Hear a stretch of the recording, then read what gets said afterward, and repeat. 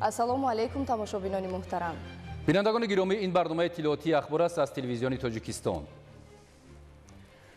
дар иртибот ба фарорасии ҷашни байналмилалии Наврӯз аз номи як қатор сарони давлатҳо ва роҳбарони ҳукуматҳои кишварҳои хориҷӣ ба унвони президенти ҷумҳурии Тоҷикистон, пешвои миллат муҳтарам Эмомалӣ Раҳмон ба муносибати фарорасии ҷашни байналмилалии Наврӯз паём ва барқияҳои шодбошӣ ворид мегарданд. дар онҳо аз ҷумла омадааст: муҳтарам Эмомалӣ Шарифович, самимонатарин табрикоти инҷонибро ба муносибати ҷашни навбаҳорӣ Наврӯз лутфан бипазиред. муносибатҳои Русияву Тоҷикистон дар рӯҳияи шарикии стратегӣ ва ҳампаймонӣ бо муваффақият рушд карда истодаанд. итминон дорам ки мо бо талошҳои муштарак минбаъд ҳам робитаҳои дуҷонибаи муносибатан муфидро бар нафъи мардумони ба ҳам дӯсти мо ва мутобиқ ба манфиатҳои таҳкими амният ва субот дар Осиёи марказӣ ба таври фаъол ва афзоянда тақвият хоҳем бахшид. дар ин рӯзҳои фирӯзӣ ҷашнӣ аз самими қалб ба шумо муҳтарам Эмомалӣ Шарифович саломатии бардавом ва комёбиҳо, ба тамоми шаҳрвандони Тоҷикистон саодатмандӣ ва шукуфоӣ орзу менамоям. Владимир Путин, президенти Федератсияи Русия. муҳтарам ҷаноби президент, ҷаноби олӣ, барои табрикотатон ба муносибати соли нави аз рӯи тақвими чинӣ миннатдории самимӣ баён мекунам. иҷозат фармоед ба муносибати иди анъанавии Тоҷикистон Наврӯз аз номи ҳукумати ҷумҳурии мардумии Чин ва мардуми Чин шумо ва мардуми Тоҷикистонро самимона табрик намоям. моҳи июли соли гузашта ман ба Тоҷикистон сафари давлатӣ доштам ки зимни он мо бо шумо суҳбати самимӣ ва дӯстона анҷом дода оид ва равобити Чину Тоҷикистон ва ҳамкории дуҷониба дар бахшҳои гуногун тавофуқоти муҳим ба даст овардем ва рушди муносибатҳои Чину Тоҷикистонро дар доираи ҳамкории ҳамаҷониба ва шарикии стратегӣ дар давраи нав эълон намудем. хушҳолам ки тавофуқоти ба дастомадаи миёни мо боиси натиҷаҳои мушаххас дар ҳамкорӣ гардиданд ки барои мусоидат ба рушду эҳёи Чину Тоҷикистон ба нафъи мардумони ду кишвар муфид мебошанд. ман ба рушди муносибатҳои Чину Тоҷикистон аҳамияти хоса зоҳир менамоям. дӯсти қавӣ бо шуморо қадр мекунам ва омодаам ки якҷо бо шумо барои ноил шудан ба натиҷаҳои нав дар самти бунёди ҷомеаи сарнавишти муштараки Чину Тоҷикистон саъю кӯшиш анҷом диҳам. ба шумо саломатии бардавом ва дар фаъолияти муҳиму пурмасъулияти давлатиятон комёбиҳои бузург ва ба мардуми дӯсти Тоҷикистон хушбахтӣ ва некуаҳволӣ орзу дорам. Си Ҷинпин, раиси ҷумҳурии мардумии Чин. муҳтарам ҷаноби президент, аз номи мардуми Амрико ба шумо ва мардуми Тоҷикистон Наврӯзи пурфайзро таманно дорам. ин ҷашни сулҳ, шукуфоӣ ва навсозиҳо барои ҳамагон мебошад. ман инчунин шуморо бо делимитатсияи сарҳад бо ҷумҳурии Қирғизистон табрик мегӯям. ин муваффақияти азимест ки ба ҳар ду кишвар манфиати калони иқтисодӣ ва амниятӣ меоварад. мардуми Амрико ин созишномаи муҳимро ки барои ҳамагон сулҳу осоиш меоварад кафкӯбӣ менамояд. ман ҳамкориҳоямонро дар бисёр масъалаҳо қадрдонӣ мекунам ва умед дорам ки минбаъд ҳам барои таҳкими амнияти ҳар ду давлати бузургамон якҷоя кор хоҳем кард, чун кишварҳоямон ба сӯи ояндаи сарватмандтар ва беҳтар пеш мераванд. иёлоти муттаҳида ҳамчунин ҷонибдори содиқи соҳибихтиёрӣ, истиқлолият ва тамомияти арзии Тоҷикистон боқӣ мемонад. Доналд Ҷон Трамп, президенти иёлоти муттаҳидаи Амрико. муҳтарам Эмомалӣ Шарифович, бародари азиз, сидқан шодам ки шумо ҷаноби олӣ ва мардуми дӯсти Тоҷикистонро ба муносибати ҷашни дар пеш истодаи бедоршавӣ ва эҳёи баҳор соли нави шарқӣ Наврӯз ки барои халқҳои мо бениҳоят арзишманд аст, табрик мегӯям. мардумони Ӯзбекистон ва Тоҷикистон ин ҷашни бостониро ки дар тӯли асрҳо арзишҳо ва анъанаҳои зиндагии моро таҷассум мекунанд, ҳамчун ҷузъи ҷудонашавандаи ҳаёти маънавӣ, ифодаи некӣ ва рамзи муосирият пешвоз мегиранд. ҷашни Наврӯз барои таҳкими усулҳои дӯстии абадӣ, ҳамсоягии нек ва ризоияти мутаносибаи байни халқҳои мо ки бо риштаҳои муштараки чандин асра пайванданд, аҳамияти хоса дорад. اطمینان دارم که با سعی و تلاش‌های مشترک و مکالمه سطح عالی شریکی استراتژی و مناسبت‌های همپیمانی ما در روحیه اعتماد و دستگیری همدیگر من بعد نیز با ثمر رشد می‌یابند.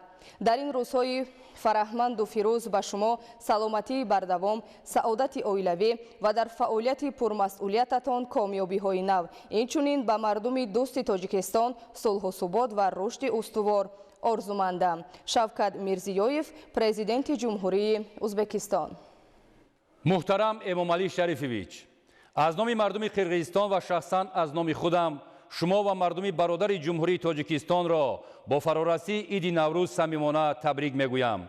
این جشن فرخنده و فرحبخش رمز احیای بهاری طبیعت، وحدت و رضایت و صلح و شکوفایی می باشد. آن عنعنه‌های چندین عصره دوستی و همدیگر فهمی بین خلق‌هایمان را تجسم کرده ما را با رشته‌های برادرانه و تاریخ مشترک متحد می‌نماید. اطمینان دارم که همکاری کشورهای ما در همه سطح‌ها که بر اعتماد همدیگری، دوستی و مناسبت‌های نیک همسایگی اساس یافته است، من بعد نیز به نفع آینده درخشان خلق‌هایمان ادامه خواهد یافت.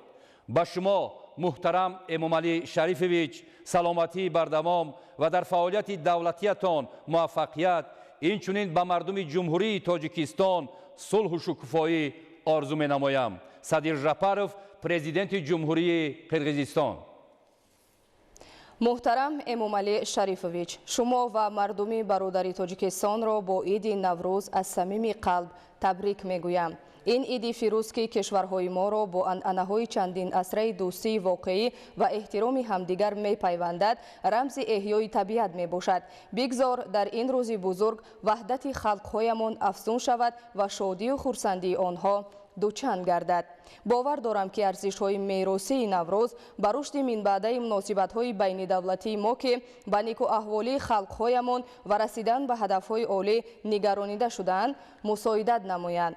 در این روزهای فرحبخش به شما محترم امامعلی شریفویچ سلامتی بردوام و نیروی بی‌پایان، به خانواده‌تان خوشبختی و به مردم برادر تاجیکستان نیک و احوالی و شکوفایی آرزو دارم.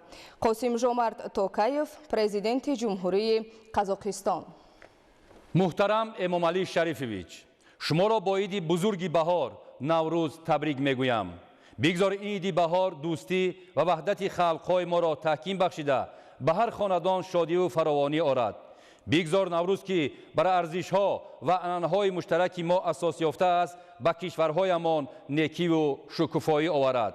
در این روز فرخنده محترم امامعلی شریفویچ به شما سلامتی بردوام، به اهل عائله‌تان نیک و احوالی و به مردم برادر تاجیکستان شکوفایی و ثبات را خواهانم. نورسلطان نظربایف، پرزیدنت یکم جمهوری قزاقستان. محترم امامعلی شریفویچ، به شما و در سیمای شما به تمام خلق برادر جمهوری تاجیکستان به مناسبت عید بین المللی نوروز تبریک و تهنیت و آرزوهای بهترین این جانب را ارسال می نمایم.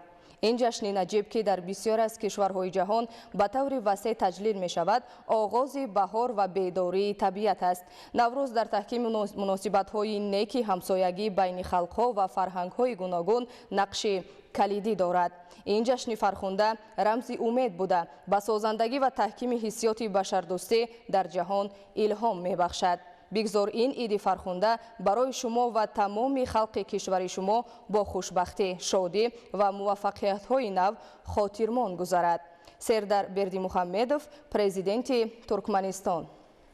محترم امامعلی شریفویچ، شرفمندم که به شما به مناسبت عید بین المللی نوروز تبریکات صمیمی و بهترین آرزوهای خود را ارسال می نمایم.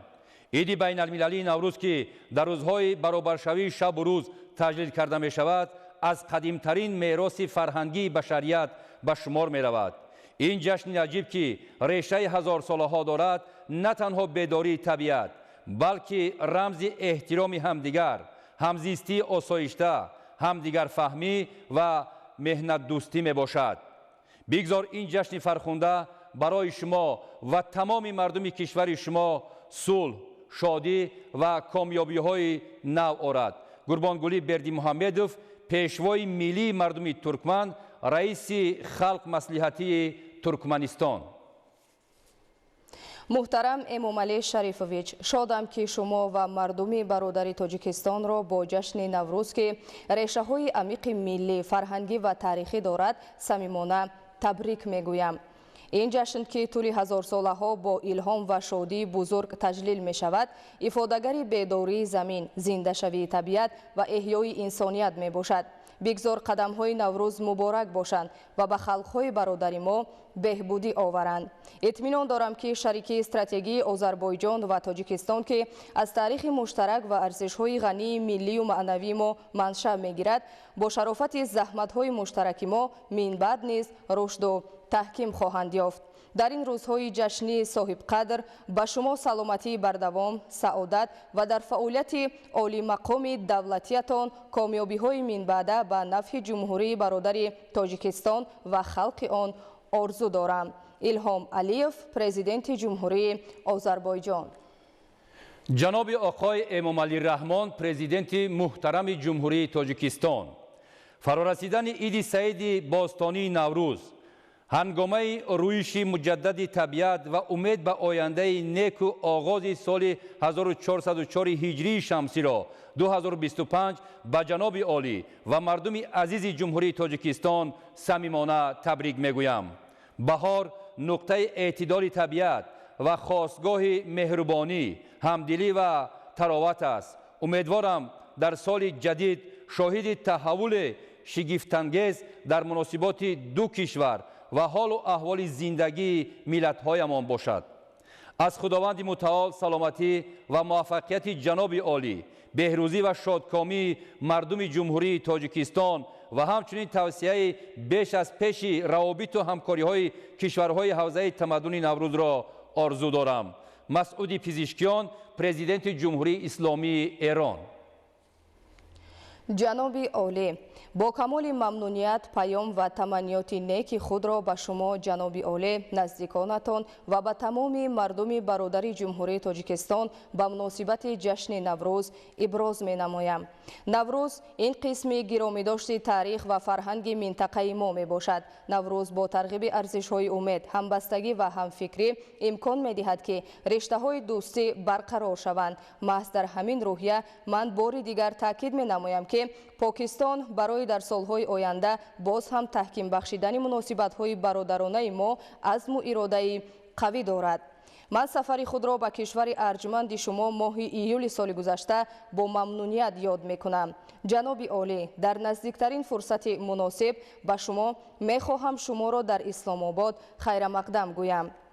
муҳтарам ҷаноби олӣ, ғояти эҳтироми олии маро қабул кунед. Муҳаммад Шаҳбоз Шариф, сарвазири ҷумҳурии Исломии Покистон. ассалому алайкум ва раҳматуллоҳи ва баракотуҳу. боиси хушнудист ки ҷаноби олиро ба муносибати ҷашни Наврӯз самимона табрику таҳният гуфта, барояшон саломатию саодатмандӣ, ба ҳукумат ва мардуми ҷумҳурии Тоҷикистони бародар пешравӣ ва шукуфоии минбаъдаро орзу намоям. дуруд ва қадрдонии маро лутфан бипазиред. Салмон ибни Абдулазиз Оли Сауд, ходими Ҳаримайни Шарифайн, подшоҳи подшоҳии Арабистони Саудӣ.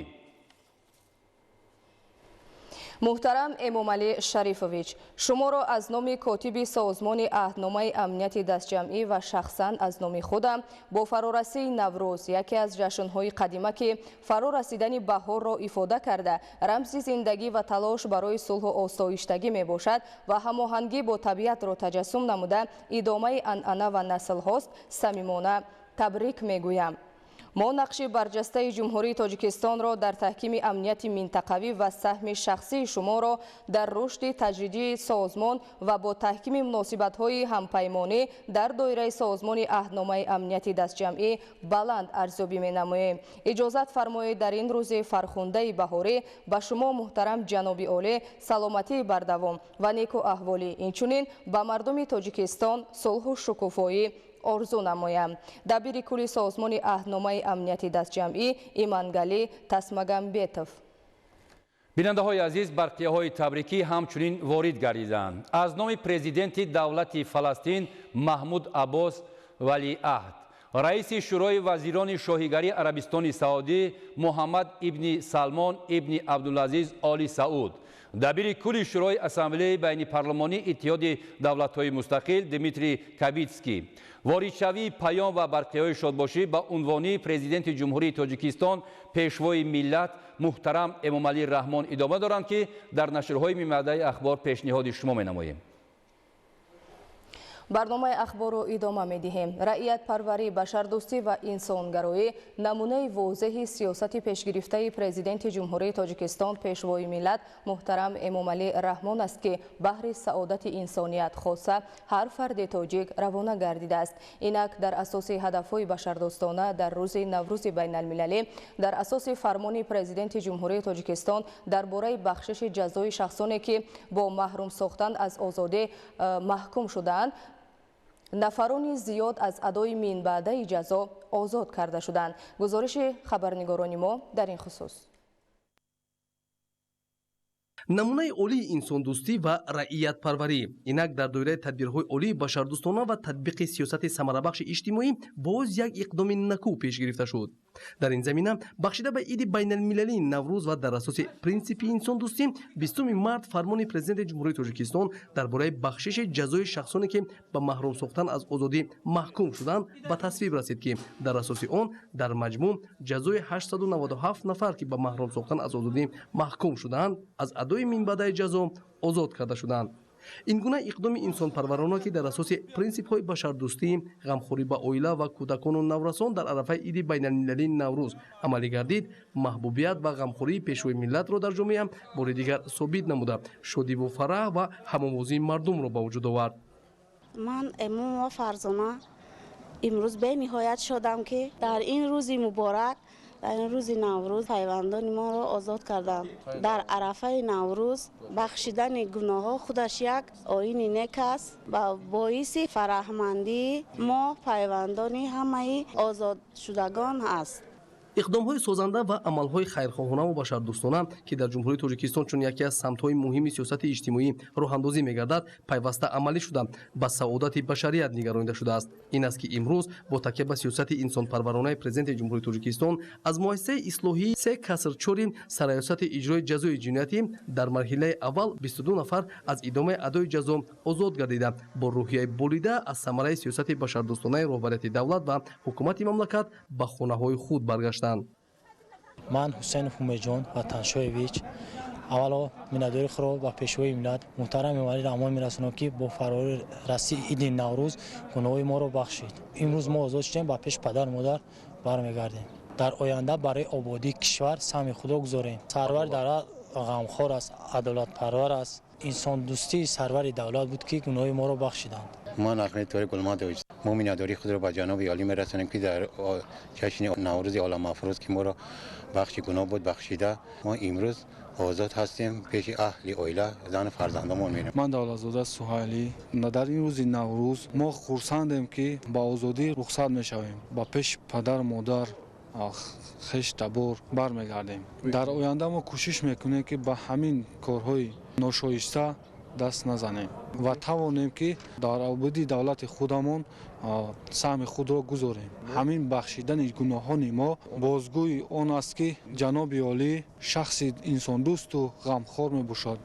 бояд гуфт, ки фармони президенти ҷумҳурии Тоҷикистон дар бораи бахшиши ҷазои шахсоне, ки ба маҳрум сохтан аз озодӣ маҳкум шуданд, нисбат ба маҳкумшудагоне татбиқ мегардад, ки барои содир намудани ҷиноятҳои начандон вазнин, дараҷаи миёна ва вазнин маҳкум шуданд. аф ё худ бахшиши ҷазои шахсоне, ки ба маҳрум сохтан аз озодӣ маҳкум шуданд, бо принсипи инсондӯстӣ асос ёфтааст. чунин ташаббус дар ҷумҳурии Тоҷикистон бо санадҳои хос ҷорӣ гардида, ба муносибати ҷашнҳои давлатӣ ва идҳои миллӣ роҳандозӣ мегардад, ки аз сиёсат ва иқдомҳои инсонпарваронаи пешвои миллат президенти ҷумҳурии Тоҷикистон муҳтарам Эмомалӣ Раҳмон манша мегирад. бояд гуфт, ки дар ҷумҳурии Тоҷикистон муносибатҳои муҳими ҷамъиятӣ, ҳифзи арзишҳои миллӣ, таҳкими рукунҳои муҳими давлатдорӣ, худшиносӣ ва ифтихор аз дастовардҳои соҳибистиқлолӣ ва озодӣ дар асоси санади асосии кишвар конститутсия таҳким ёфта, самараи низоми судманди давлатдорӣ унвон мегардад. дар ин замина бо такя ба сиёсати самарабахши иҷтимоӣ, саодати миллат ва кафолати рушду тараққиёти давлат аз ҷумла суботу амният ва ягонагӣ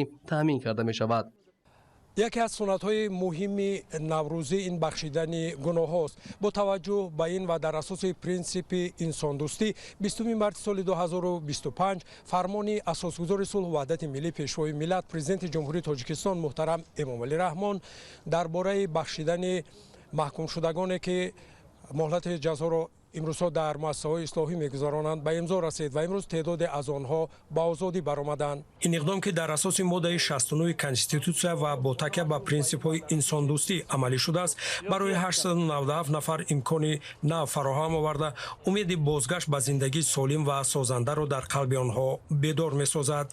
در مؤسسه تربیوی رقم 3 سرریاست اصلاح جزای جنایتی که اساساً نورسان جوانان از سن 14 تا 18 ساله ادای جزا می‌کنند 27 نفر امکان با آزادی برآمدن را به دست آوردند. در این روز پدر و مادران خویش و نزدیکان محکوم شدگان برای استقبال فرزندان خویش آمده بودند و از اقدام شایسته رهبریت عالی کشور اظهار منتداری کردند.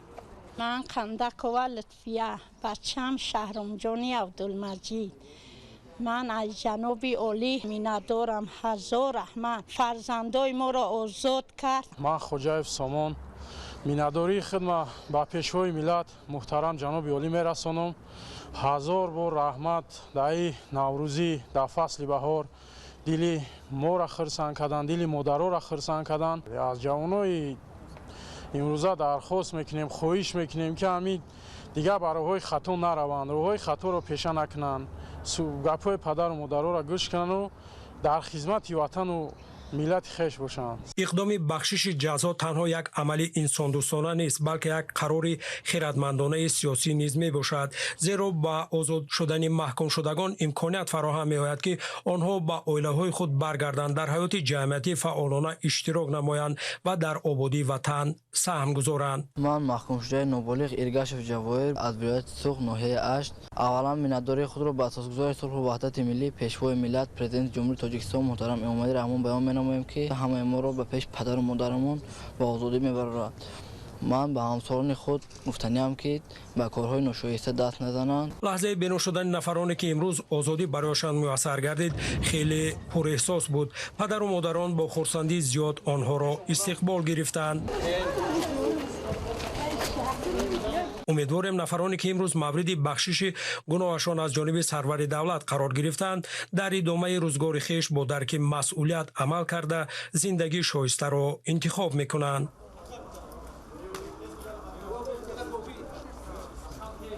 مهمترین سنت نوروز که بخشش گناه است در اساس پرینسیپ بشردوستی و رعیت پروری پیشوای ملت محترم امامعلی رحمان اجرا شد. از 200 نفری در روز اول به آزادی برآمده 96 نفرشان محبوسان مؤسسه اصلاحی 3/6 نظام عمومی در ناحیه یاوان می باشند. من از پیشوای معظم ملت پرزیدنت جمهوری تاجیکستان محترم امامعلی رحمان صدقاً منتدارم که ما جوانان را امروز آزاد گرداندند. ما کوشش می‌نماییم که دیگر به این خطاگی راه ندهیم و به این وطن زیبا و روستای خود خدمت کنم. توسط تطبیق اقدام‌های انسان‌دوستانه و غمخواری‌های پیوسته از نخستین سال‌های صاحب استقلالی تا به قبول سند نوبتی از مؤسسه‌های سرریاست اجرای جزای جنایتی نسبت به 102671 نفر عفو یا سند بخشش جزا تطبیق گردیده است که از اینها 58233 نفر از ادای جزای جنایتی آزاد کرده شدند. آزادی نعمت بسیار بزرگ است. برای همین به قدر نعمت آزادی رسیدن در کار است. ما خوشحالیم که ما را آزاد کردن، منتداری میکنیم، شروع کنیم دیگه همه کارا نشوند. خلاصه برآوردم که با زندگی نو شروع کنم، دیگر با کار دست نزنم و در روز اول تطبیق فرمان پرزیدنت جمهوری تاجیکستان درباره بخشش جزای شخصانی که با محروم ساختن از آزادی محکوم شدند 96 نفر محبوس از مؤسسه اصلاحی 3/6 شهد آزادی چشیدند. احساسات خرسندی اومدگی خرسندی چی گفتن نمیتونه همین دنیا تینجی باش آرامی باش همین فرزندای ما خدمت خلق وطن نکنن و فقط سایبانی دولت باشن. عملی سازی سند بخشش جزا خصوصیت دوروی داشته آزاد نمودن محبوسان از دیگر مؤسسه‌های اصلاحی مرحله به مرحله صورت میگیرد. تشبوس نوبتی که از جانب پرزیدنت جمهوری تاجیکستان محترم امامعلی رحمان روی دست گرفته شد کم نظیر بوده نشانه فضیلت‌های نیک انسانی و افاده پرینسیپ گومانیستی می باشد. اصلاح شدیم. این دمو یک درس بود. از حبس آزاد گردیدن 897 نفر محکوم گردیده بخشیده به نوروز بین المللی ادامه اقدام‌های بشردوستانه پرزیدنت جمهوری تاجیکستان پیشوای ملت محترم امامعلی رحمان بوده. این اقدام برای آنهایی که در زندگی به خطاگی راه دادند امکانات نادر را برای برگشتن به عائله و جامعه فراهم ساخت. با این وسیله یک رکن و یا ارزش دیگر جشن باستانی نوروز بخشیدن گناه به جا آورده شد. از مؤسسه اصلاحی 3/8 سرایست اجرای جزای جنایتی وزارت عدلیه جمهوری تاجیکستان واقع در شهر نارک که در اینجا زنان ادای جزا میکنند 53 نفر محبوسان بخشیده شدند. مادر و زن تاجیک نباید در مؤسسه اصلاحی باشد و پس پنجره ادای جزا نماید. جای مادر و زن تاجیک در بین اهل فرزندان و اهل عائله است و آنها وظیفه انسانی خود را بهر تربیه نسل نورس باید روانه گرداند. درست است که بخشش گناه از خصلت‌های حمیده انسانی به شما رفته از کس مسئولیت بلند را طلب می‌نماید. قابل به ذکر است که اقدام نوروزی رهبر دولت باعث آزادی صدها نفر محبوسان و سرجمی عائله‌ها گردیده در طینت هر یک آنها شعله امید را به آینده درخشان و زندگی شایسته تلقین نمود. ما یک قسم از زنان امروز آزاد شده با شرافت پیشوای ملت بخشیده شده منتداری خودمون را بیان می‌نماییم. ما را آزاد کرده است. ما یتیمای ما را به مادر نمانده است. ما به حد منتداریم. امیدوار بودیم که ما آزاد میشیم در این وطن تاجیکستان آباد زیبا. ما برای که سردار مهربان پدر مهربان داریم جناب عالی به حد منتداریم. ما زنها را آزاد کردند و ما از کردهای خود خیلی پشیمان هستیم و می‌خواهیم که آینده به دولت خود خدمت کنیم و در این کارا دیگه بس نزنیم. اقدام عفو و یا بخشش گناه در زمان صاحب استقلالی مملکت از جانب رهبریت دولت و حکومت کشور بار اول نبوده تا این مدت چندین مرتبه روی دست گرفته شد که باعث اتحادیه و سرجمی و خوشبختی عائله ها گردیده است. تدبیر نوروزی بخشش خطاکاران ادامه غمخواری های بشردوستانه پیشوای ملت محترم امامعلی رحمان بوده در اساس پرینسیپ های بشردوستی غمخواری با عائله و کودکان و نورسان صورت گرفت. امروز صبح بروقت در پایتخت مملکت با فروزان نمودن گلخن نوروزی ساکنان جشن بین المللی نوروز را استقبال گرفتند. کاروان نوروزی با اشتراک بابای دهقان و ملکه بهار از 4 دروازه پایتخت وارد شده به ساکنان و مهمانان از آمدن نوروز عالم افروز مژده رسانیدند.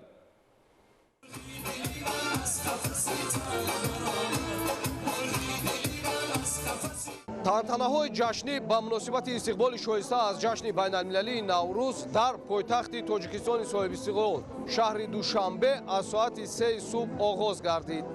дар боғи ғалаба сокинони шарафманди пойтахт гулхани наврӯзӣ афрӯхта ин оини қадимаи ниёгонро бо эҳсоси гарми ватандӯстӣ ва бо иҷрои суннатҳои хоси наврӯзӣ истиқбол гирифтанд.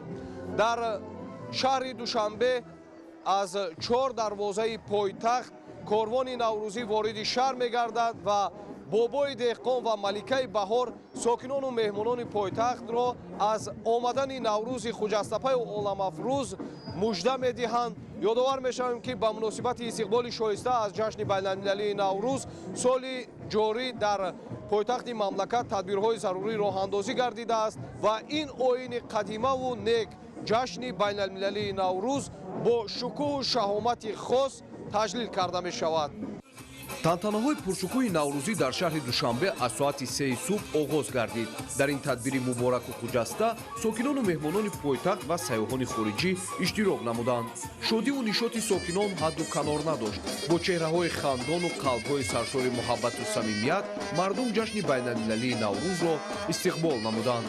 дар боғи ғалабаи шаҳри душанбе бо афрохтани гулхани наврӯзӣ базмгоҳи ҷашнӣ ороста шуда суннату анъанаҳои қадимаи ҷашни байналмилалии наврӯз аз ҷумла суманакпазӣ манзури иштирокчиён карда шуд. барвақт аксарияти фаъолони шаҳри душанбе занон бонувон ҷавонон донишҷӯён ба истиқболи наврӯзи хуҷастсапай ба ин боғи ғалаба ҳозир шудем ва бо як рӯҳи болида бо сурури шодӣ бо рақсу бозӣ ҳама ин наврӯзи байналмилалиро инҷо истиқбол карда истодем.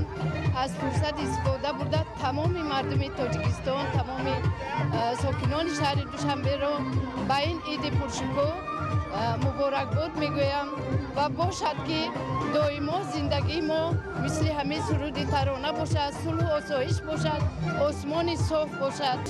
сол наврӯз пуршукӯҳтар гашта истодааст, ҷаҳонӣ шуд аллакай. имрӯз мо медонем ки мебинам меҳмонони аз хориҷи кишвар ҳастанд, сайёҳон ҳастанд ки бо як сурури шодӣ пуршукӯҳӣ ин ҷашни моро тамошо мекунам ва изҳори хурсандӣ ва миннатдорӣ карда истодам. نوروز برامون آشناست، غریبه نیست. نوروز باستانی برای ما جالب هست و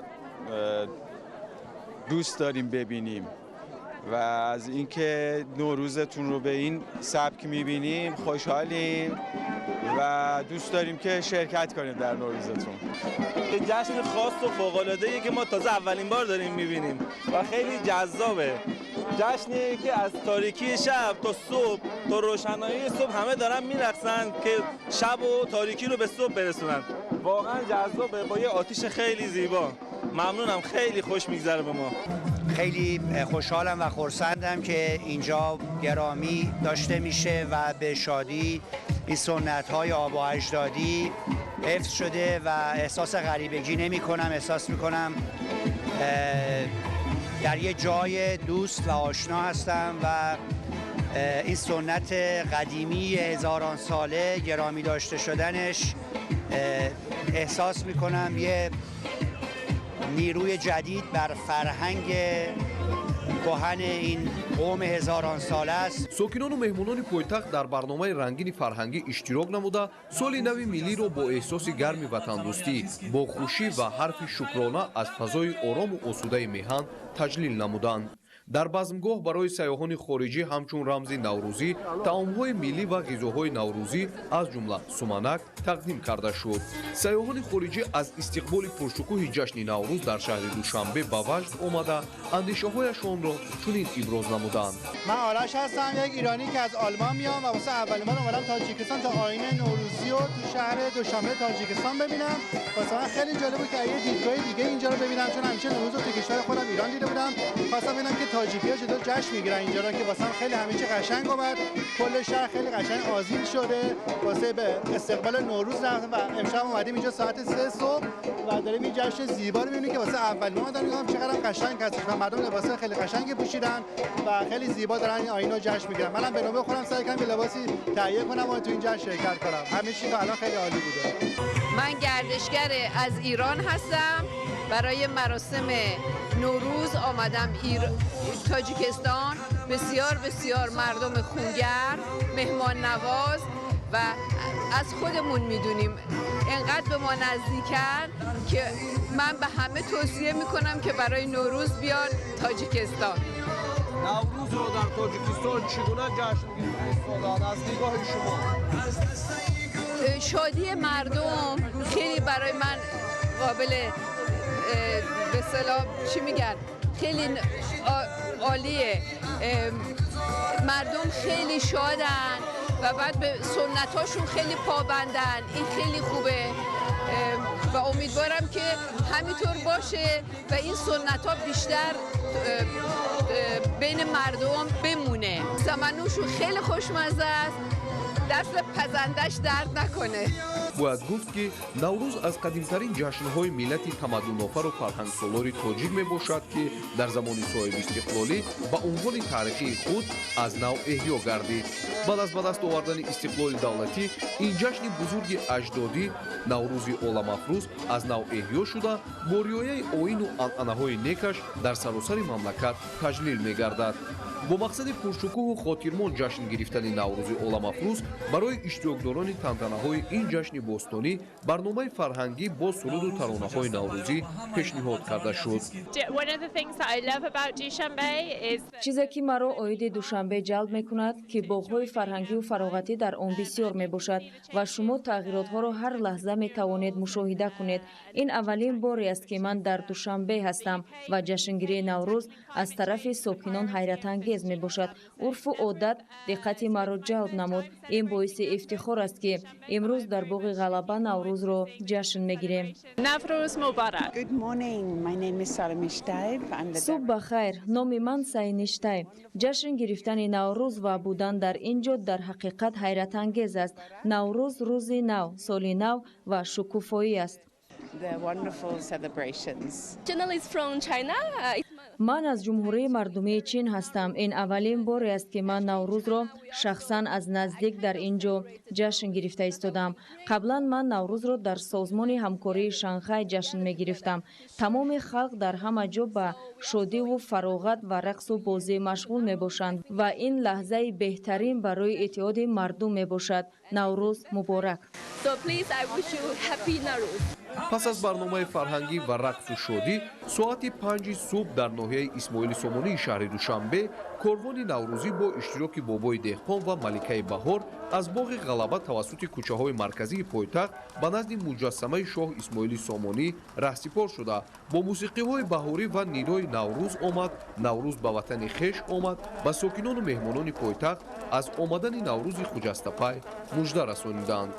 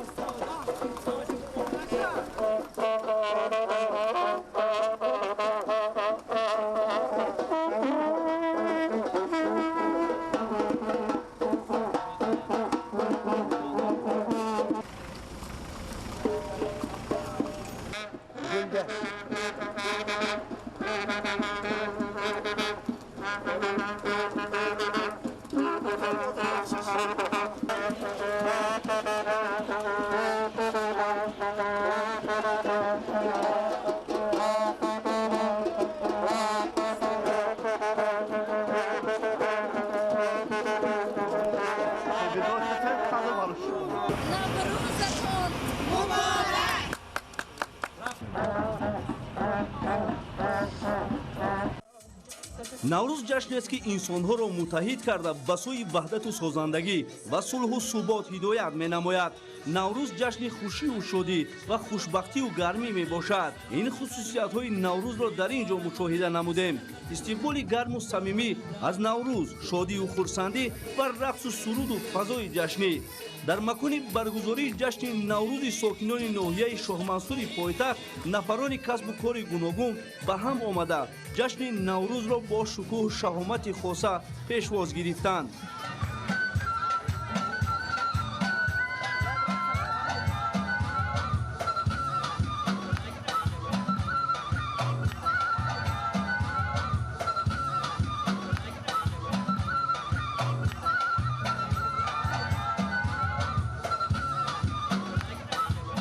имрӯз барои мо боиси ифтихор ва сарфарозӣ аст ки сокинони шарафманди ноҳияи Шоҳмансур дар қабили дигар шаҳру ноҳияҳо истиқбол аз наврӯзи байналмилалӣ мекунанд. мардум бо як шодиву сурур, бо як хурсандӣ дар соати 3 субҳ аллакай аз наврӯз истиқбол мегиранд ва барои мо мардуми тамаддунофар, мардуми кӯҳанбунёд наврӯз махсусан яке аз анъана, яъне яке аз ҷашнҳои хеле ҳам қадимаи мо маҳсуб меёбад. ҳамин гуна тантанаҳои ҷашни наврӯзи байналмилалӣ дар ноҳияи шоҳмансури пойтахт аз даромадгоҳи дарвозаи шарқии душанбе бо ворид гардидани маликаи баҳор бо фойтуни худ оғоз гардид ки мужда аз баҳори нозанин ва наврӯзи байналмилалӣ ба сокинон дарак медиҳад.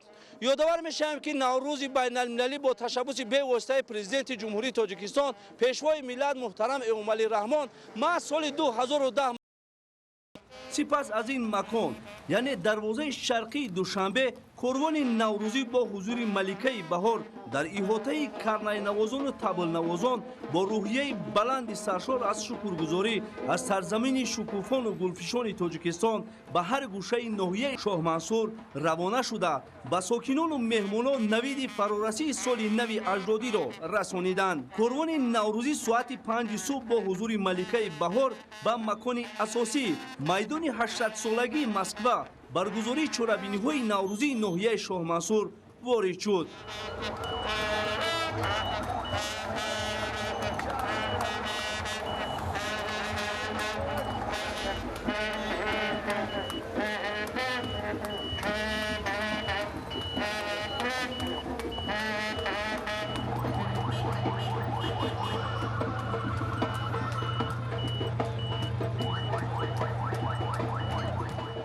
наврӯз пайвандгари наслҳо, сулҳу осоиш ва дӯстию рафоқат миёни халқҳои ҷаҳон мебошад.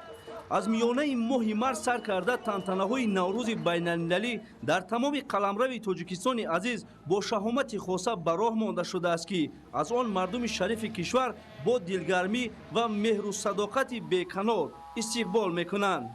сокинони ноҳияи шоҳмансури пойтахт дар майдони 800-солагии Москваи шаҳри Душанбе бо оростани базми наврӯзӣ оғози соли нави аҷдодӣ наврӯзи дилафрӯзро бо тантана таҷлил намуданд. бояд гуфт ки таҷлил ҷашни байналмилалии наврӯз дар тамоми ҷумҳурӣ ва пойтахт, ноҳия, маҳалла ва шаҳракҳо тавассути барномаҳои пуршукӯҳи идона, маҳфилҳои ҳунарӣ ва ҳисси ифтихор аз ватандорию шукуфоии мамлакат баргузор шуда истоданд.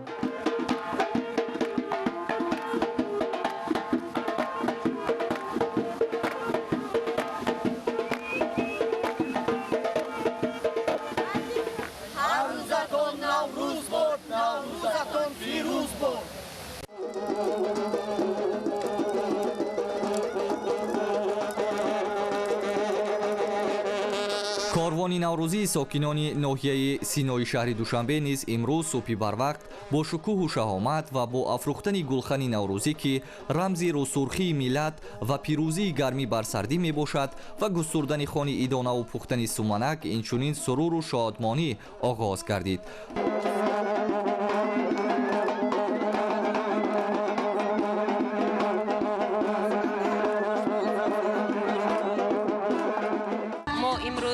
сокинони ноҳияи сино наврӯзи оламафрӯзро бо як хурсандӣ, шукӯҳу шаҳомат, бо рақсу тарона пешвоз гирифтем. хурсанд аз онем ки дар Тоҷикистон сулҳу субот ҳамеша ҳукмрон аст. мо шукрона аз он мекунем ки наврӯзи мо байналмилалӣ гардида бо ташаббуси пешвои миллат онро дар тамоми ҷаҳон таҷлил мекунанд. пас аз базму тараби гарму самимии сокинон дар гирди гулхани ҷашнӣ, корвони наврӯзӣ аз дарвозаи ғарбии пойтахти кишвар бо ҳузури маликаи баҳор дар иҳотаи карнайнавозону таблнавозон бо рӯҳияи баланди ҷашнӣ ва бо шукргузорӣ аз сарзамини шукуфону гулафшони тоҷикистон вориди кӯчаву хиёбонҳои озодаву перостаи шаҳри Душанбе шуда ба мардум навиди фарорасии соли нави аҷдодӣ наврӯзи фарвардинро расониданд. корвони ҷашнии сокинони ноҳияи синои пойтахт бори дигар ба самъи мардум бо муҳаббату самимият фарорасидани фасли баҳор бо фуруғи пайёми нек аз наврӯзи оламафрӯз бо суҷуди обшорон бо хандаи заррини офтобро ба армуғон оварданд.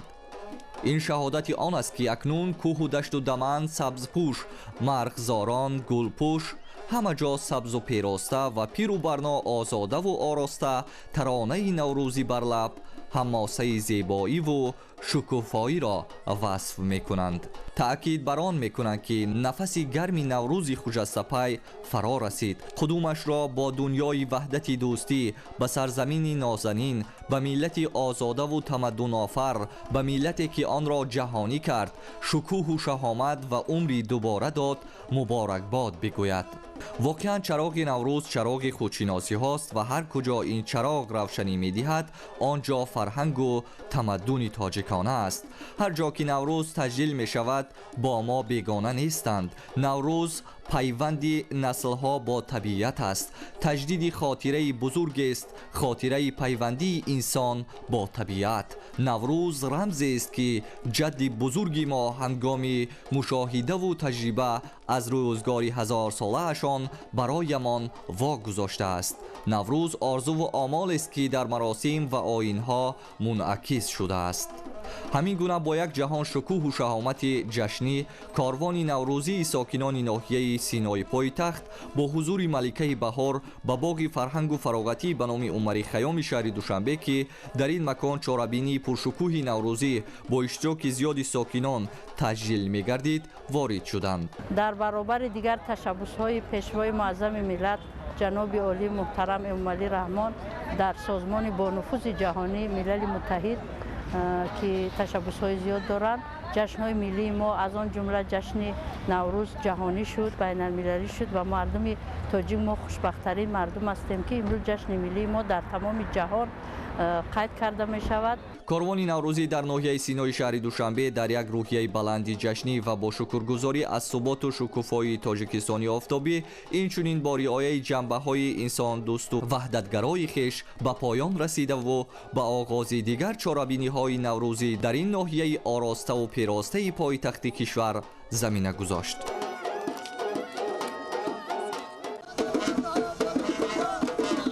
کاروان نوروزی ساکنان ناحیه فردوسی شهر دوشنبه پیش از دمیدن صبح حرکت خود را به سمت باغ فرهنگ و فراغتی به نام ابوالقاسم فردوسی آغاز نمود. کاروان نوروزی ناحیه تحت عنوان کاروان شادی عبارت از اسب و فایتون، ملکه نوروز، گروه نوازندگان و اهل همراهان با صدای کرنه و طبل مردم ناحیه را از آمدن نوروز وطن آگاه نمودند.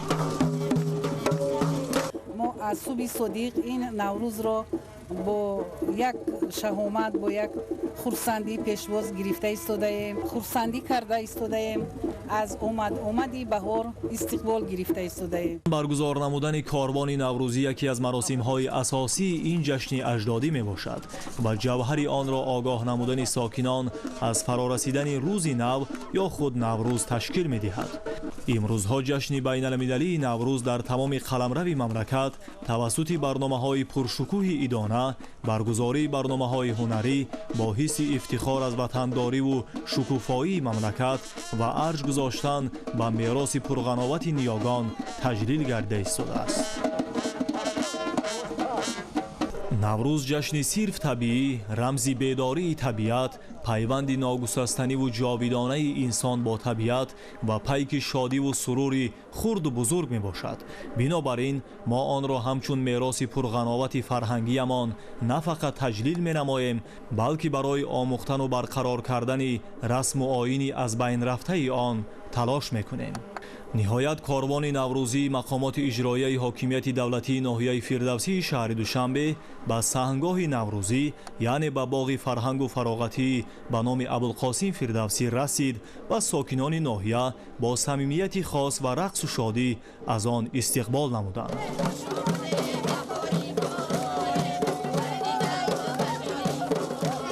کاروان شادی از دروازه در اومدگاه دوشنبه حرکت کرده و این لحظه چه خیلی که میبینید با جای معین شده یعنی به باغ فرهنگی و فراغتی به نام ابوالقاسم فردوسی یعنی رسیدند و چه خیلی که میبینید همه در آغوش خرسندی هستند، همه در آغوش مثلا تحت نوای سرودهای نوروزی هستند و میگویم که به بهار نو رسیدم زی بهار شکر گویم، به نگار نو رسیدم زی نگار شکر گویم، شکر نگار نو رسیده، شکر بهار نو رسیده، شکر این خرسندی ها، شکر نوروزی، شکر استقلال ملت تاجیکستان عزیز و مهربان و من از فرصت مناسب استفاده برده از نام مقامات اجرایی حاکمیت دولتی ناحیه فردوسی شهر دوشنبه تمام ساکنان پایتخت و من جمله ساکنان شهر را تبریک و مبارکباد میگویم و با فرارسی نوروز خجستپای همه آنها در خاندان آنها خرسندی را تمنا دارم. نوروز خجستپای با همه شما مبارک باشد.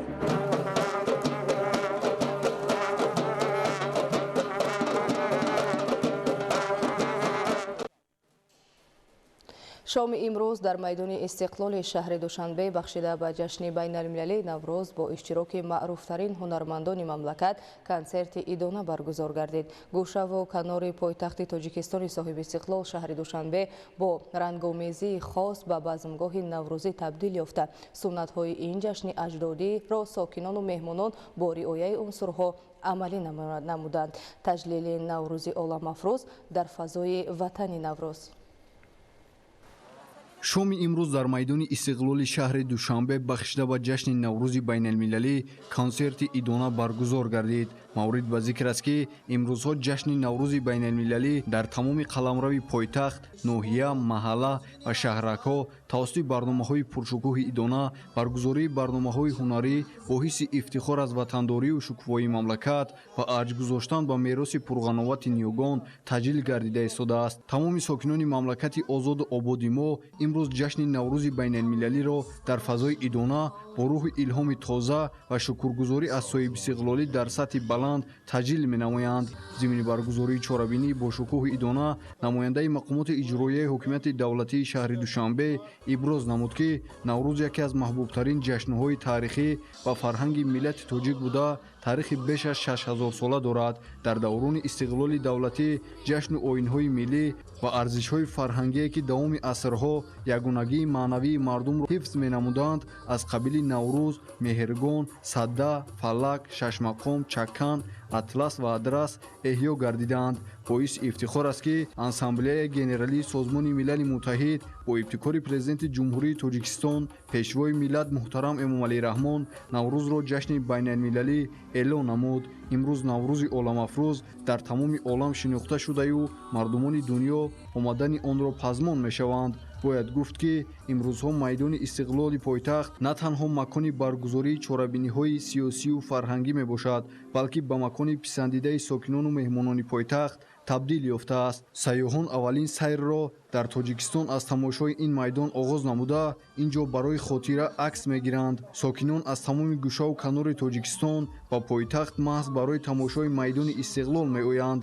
در ادامه چهاربینی با شکوه ایدانه بهر بالیدروهی ساکنان و مهمانان پایتخت و افتخار جشن نوروز بین المللی برنامه فرهنگی فراغتی با اشتراک بهترین سرایندگان و هنرمندان جمهوری پیشنهاد گردید.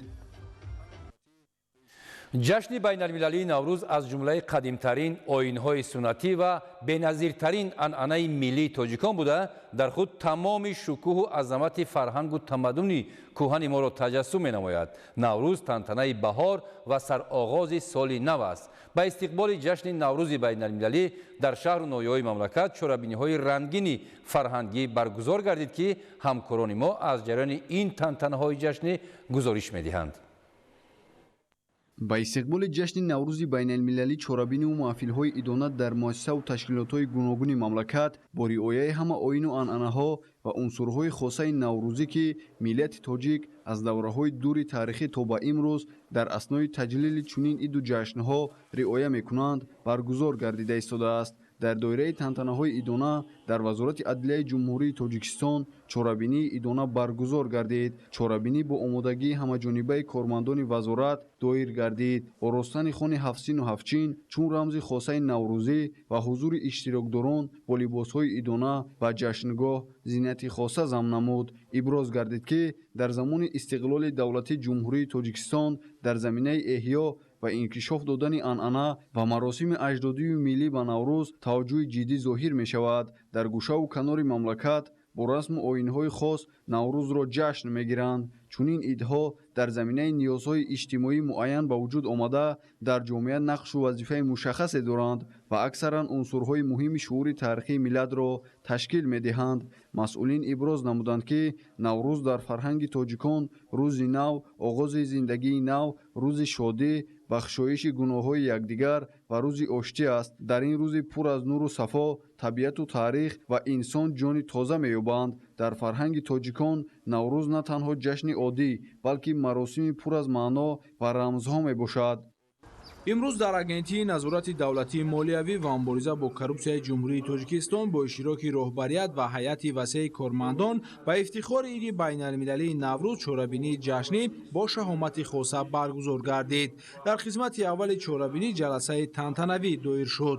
масъулин ҳозиринро бо фарорасии соли нави аҷдодӣ, қудуми файзбору шукӯҳи баҳорӣ, пайғому пайки бедорӣ яъне наврӯзи байналмилалӣ ки барои сокинони сарзамини биҳиштосоямон дар баробари истиқлоли давлатӣ ҷашни муқаддас ва пурифтихори миллӣ дониста мешавад, таҳният гуфт. наврӯз ҳамасола бо тамоми рукунҳо чун рамзи ифодагари ҳувият, худшиносӣ, ваҳдати миллӣ, покизагӣ, эҳёи табиат ва дигар хусусиятҳои табиию фарҳангии худ бо шукӯҳ шаҳомати хоса ҷашн гирифта мешавад. гуфта шуд ки бо ташаббуси президенти ҷумҳурии Тоҷикистон пешвои миллат муҳтарам Эмомалӣ Раҳмон ва бо шарофати истиқлолу озодӣ барои таҳқиқу омӯзиши ҳамаҷонибаи ин ҷашнбораи асили миллӣ ҳамзамон оммавӣ гардонидани он имкониятҳои зарурӣ фароҳам оварда шуданд.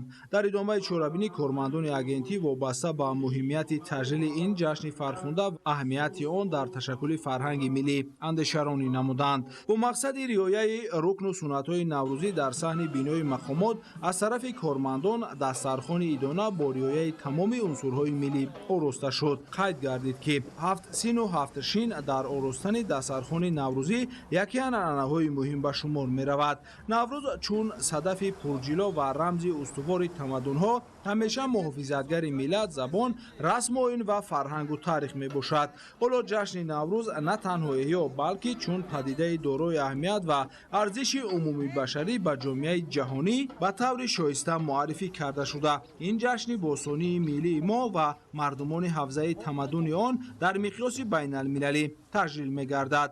мақоми байналмилалиро касб кардани наврӯз имкон фароҳам овард ки мардуми олам аз фалсафаи эҳёгариву созандагӣ ва башардӯстонаи ин ҷашни бисёр қадима ҳарчи бештар огоҳ гарданд. зеро наврӯз танҳо марбут ба қаламрави зуҳури он набуда, балки суннату анъанаҳои неки он метавонад ҳамчун василаи ҳамзистии осоиштаи тамоми инсоният хизмат намояд. бо ҷаҳонӣ шудани наврӯз имкониятҳои бештаре фароҳам омаданд ки кишварҳои ҳавзаи наврӯз ба воситаи таҷлили ҳамасола ва пуршукӯҳи наврӯз суннатҳои волои онро пос доранд ва ба оламиён собит намоянд ки наврӯз воқеан ҳам аз ҷумлаи арзишмандтарин ҷашнҳои башарист. имрӯзҳо наврӯз барои ба ҳам омадан, ваҳдат, якдигарфаҳмӣ, осоишу осудагии ҷаҳониён хизмат мекунад. дар шароити вазъи мураккаби ҷаҳони имрӯза баҳрабардорӣ аз суннатҳо ва ҳикматҳои неки он хеле муҳим мебошад. зеро наврӯз тантанаи нур, сулҳу осоиш ва ваҳдату ҳамзистӣ буда инсониятро барои зиндагии шоиста ва ояндаи дурахшон ҳидоят мекунад. дар маҷмӯъ ҷашни наврӯзи байналмилалӣ дар агентии назорати давлатии молиявӣ ва мубориза бо коррупсияи ҷумҳурии Тоҷикистон бо шукӯҳ шаҳомати хоса ва фазои хурсандиву идона таҷлил гардид. кишоварзони мамлакат, намояндагони илму истеҳсолот ҷашни наврӯзро якҷо таҷлил намуданд. кормандони вазорати кишоварзии ҷумҳурии Тоҷикистон, академияи илмҳои кишоварзӣ ва донишгоҳи аграрии Тоҷикистон базмгоҳи воқеии наврӯзу баҳор ташкил карданд. намоиши дастовардҳои кишоварзон бозгӯи он аст ки меҳнаткашон аз наврӯз то наврӯз дар самти ҷорӣ кардани таҷрибаи нави истеҳсолӣ аз як қитъа гирифтани чандҳосил, васеъ намудани имкониятҳои тавлидӣ ва баланд бардоштани самаранокии замин муваффақиятҳоро зиёд карданд. тавассути баргузории ҳамин гуна чорабиниҳо бошад аз таҷрибаи амалӣ ва донишҳои назариявии якдигар баҳравар шуда дар ҷодаи таъмини амнияти озуқаворӣ қадамҳои устувор гузошта мешавад. дар баробари ҳунарҳои мардумӣ бештар навъу намудҳои зироате муаррифӣ гардид ки дар баҳор кишт карда мешаванд. наврӯз асосан ҷашни кишоварзон аст ва меҳнаткашон бо ифтихор аз ин оини аҷдодӣ якдигарро ба фарорасии он шодбош гуфта омодагиро барои дастҷамъона афзун гардонидани дастовардҳои истеҳсолӣ تاکید می‌نمودند. خوان تشکیل نموده کشاورزان که از رسم و آیین‌های نوروز عبارت بود، هنرمند و استحصال کننده بودن ملت کهن بنیاد تاجیک را تجسم می‌نمود. ما ایرانی‌ها باید افتخار بکنیم که در کنار مردم تاجیکستان دیدن میکنه از تاجیکستان و بسیار بسیار خوشحالیم. هر جا ما میریم جشن است، نوروز است، مخصوصا جوانان بچه‌های مدرسه‌ای بسیار شادند و از این برنامه که دولت تصمیم گرفته برای مردمش اجرا کنه. دوشنبه بسیار قشنگ رو به پیشرفت آباد داره میشه. اینجا خیلی خوشگله و لباساشون مدل مال باستانشون خیلی قشنگه. در دایره چارابینی یکجایی وزارت کشاورزی، اکادمی علم‌های کشاورزی تاجیکستان و دانشگاه اگراری تاجیکستان واسطه و امکانیت‌های نوی استحصالی معرفی کرده شد که در شرایط دگرگونشوی اقلیم استفاده آن راه اساسی برای گرفتن حاصل بلند از زمین محسوب می‌یابد. همین گونه تدبیرهای سطح بلند واسطه اساسی برای تحکیم رابطه بین علم و استحصالات و زمینه‌گذاری برای گرفتن حاصل بلند محسوب می‌یابد. طعام‌های گوناگون ملی که آماده و پیشنهاد شد بازگوی هنر والا است. اینچنین نمودهای گوناگون مسابقه‌های ورزشی به راه مانده شد. برنامه فرهنگی که پیشنهاد گردید بازگوی تاریخ کهن داشتن و ملت تمدن‌آفر بودن تاجیکان بود. همچنین از جانب بانوان دانشگاه اگراری تاجیکستان در ادامه عنعنه‌های نیک نیاگان سمنک پخته شد. نوروز یکی از جشن‌های باستانی نیاگان تاجیک است که از فرارسیدن سال نو خورشیدی و نوبهاری زیبا و خجسته‌پای مژده می‌دهد. به این مناسبت در کمیته دولتی اداره زمین و گیاه‌دزی جمهوری تاجیکستان چارابینی پرشکوه و فرهنگی برگزار گردید. باعث افتخار و سرفرازی است که طفیل تشبس‌های پیشوای ملت جشن نوروز عجم مقام بین المللی گرفته. حالا این جشن ملی تاجیکان در همه کشورهای آسیای مرکزی و اکثر دولت‌های جهان با شکوه و جلال خاصه تجلیل می‌گردد. واقعاً بعد به دست آوردن استقلالیت با راهنمایی و هدایت‌های رهبر دولت با احیا گردیدن عنعنه‌های ملی نیاگان جشن نوروز نیز مقام خاصه پیدا نمود. این است که امروز در همه گوشه و کنار تاجیکستان این سنت دیرینه اجدادانمان را مردم کشور به طور وسیع تجلیل می‌نمایند. از جمله نوروز امساله با قدم مبارکش از فرارسیدن موسم نهالشینانی و کبودیزارکنی و زیبا و آزاده نمودن منزل و مکان زیست آغاز یافت. در انجام چارابینی برنامه ادانه فرهنگی که سرشار از سرود و ترانه‌های ترنمگر نوروز و بهار سبزدامان دیار بود، طبع اشتراکداران را بالیده نمود. امروز در شهر دوشنبه از جانب مرکز جمهوری دریافت و رشد استعدادها مرکز تعلیمی زنان سرور و آموزگاران و خوانندگان برنامه باشکوه و افتخار جشن نوروز بین المللی برگزار گردید. نخست مهمانان از نمایش جالب خوان هفسین و هفشین که رمزی فراوانی و برکت نوروز است دیدن کردند. ضمن برگزاری چارابینی ابراز گردید که نوروز جشن قدیمی نیاگان بوده، رمزی احیای طبیعت، همدلی و همبستگی مردم است. جشن نوروز نه تنها یک عنعنه فرهنگی بلکه وسیله تحکیم خودشناسی احترام به سنت‌ها و رشد معنوی جامعه میباشد. باعث خوشنودی است که در عرفه جشن نوروز تعلیم گیرندگان تاجیک در المپیادهای بین المللی قزاق در سال 2025 میان نمایندگان 14 کشور دانش آزمایی نموده سزاوار 2 مدال طلا، 1 مدال نقره و 1 مدال برنجی گردیدند. به غالبان المپیادهای مذکور سپاسنامه‌ها و تحفه‌های خاطروی تقدیم کرده شد. در فرجام برنامه تئاتر کننده شده مشترک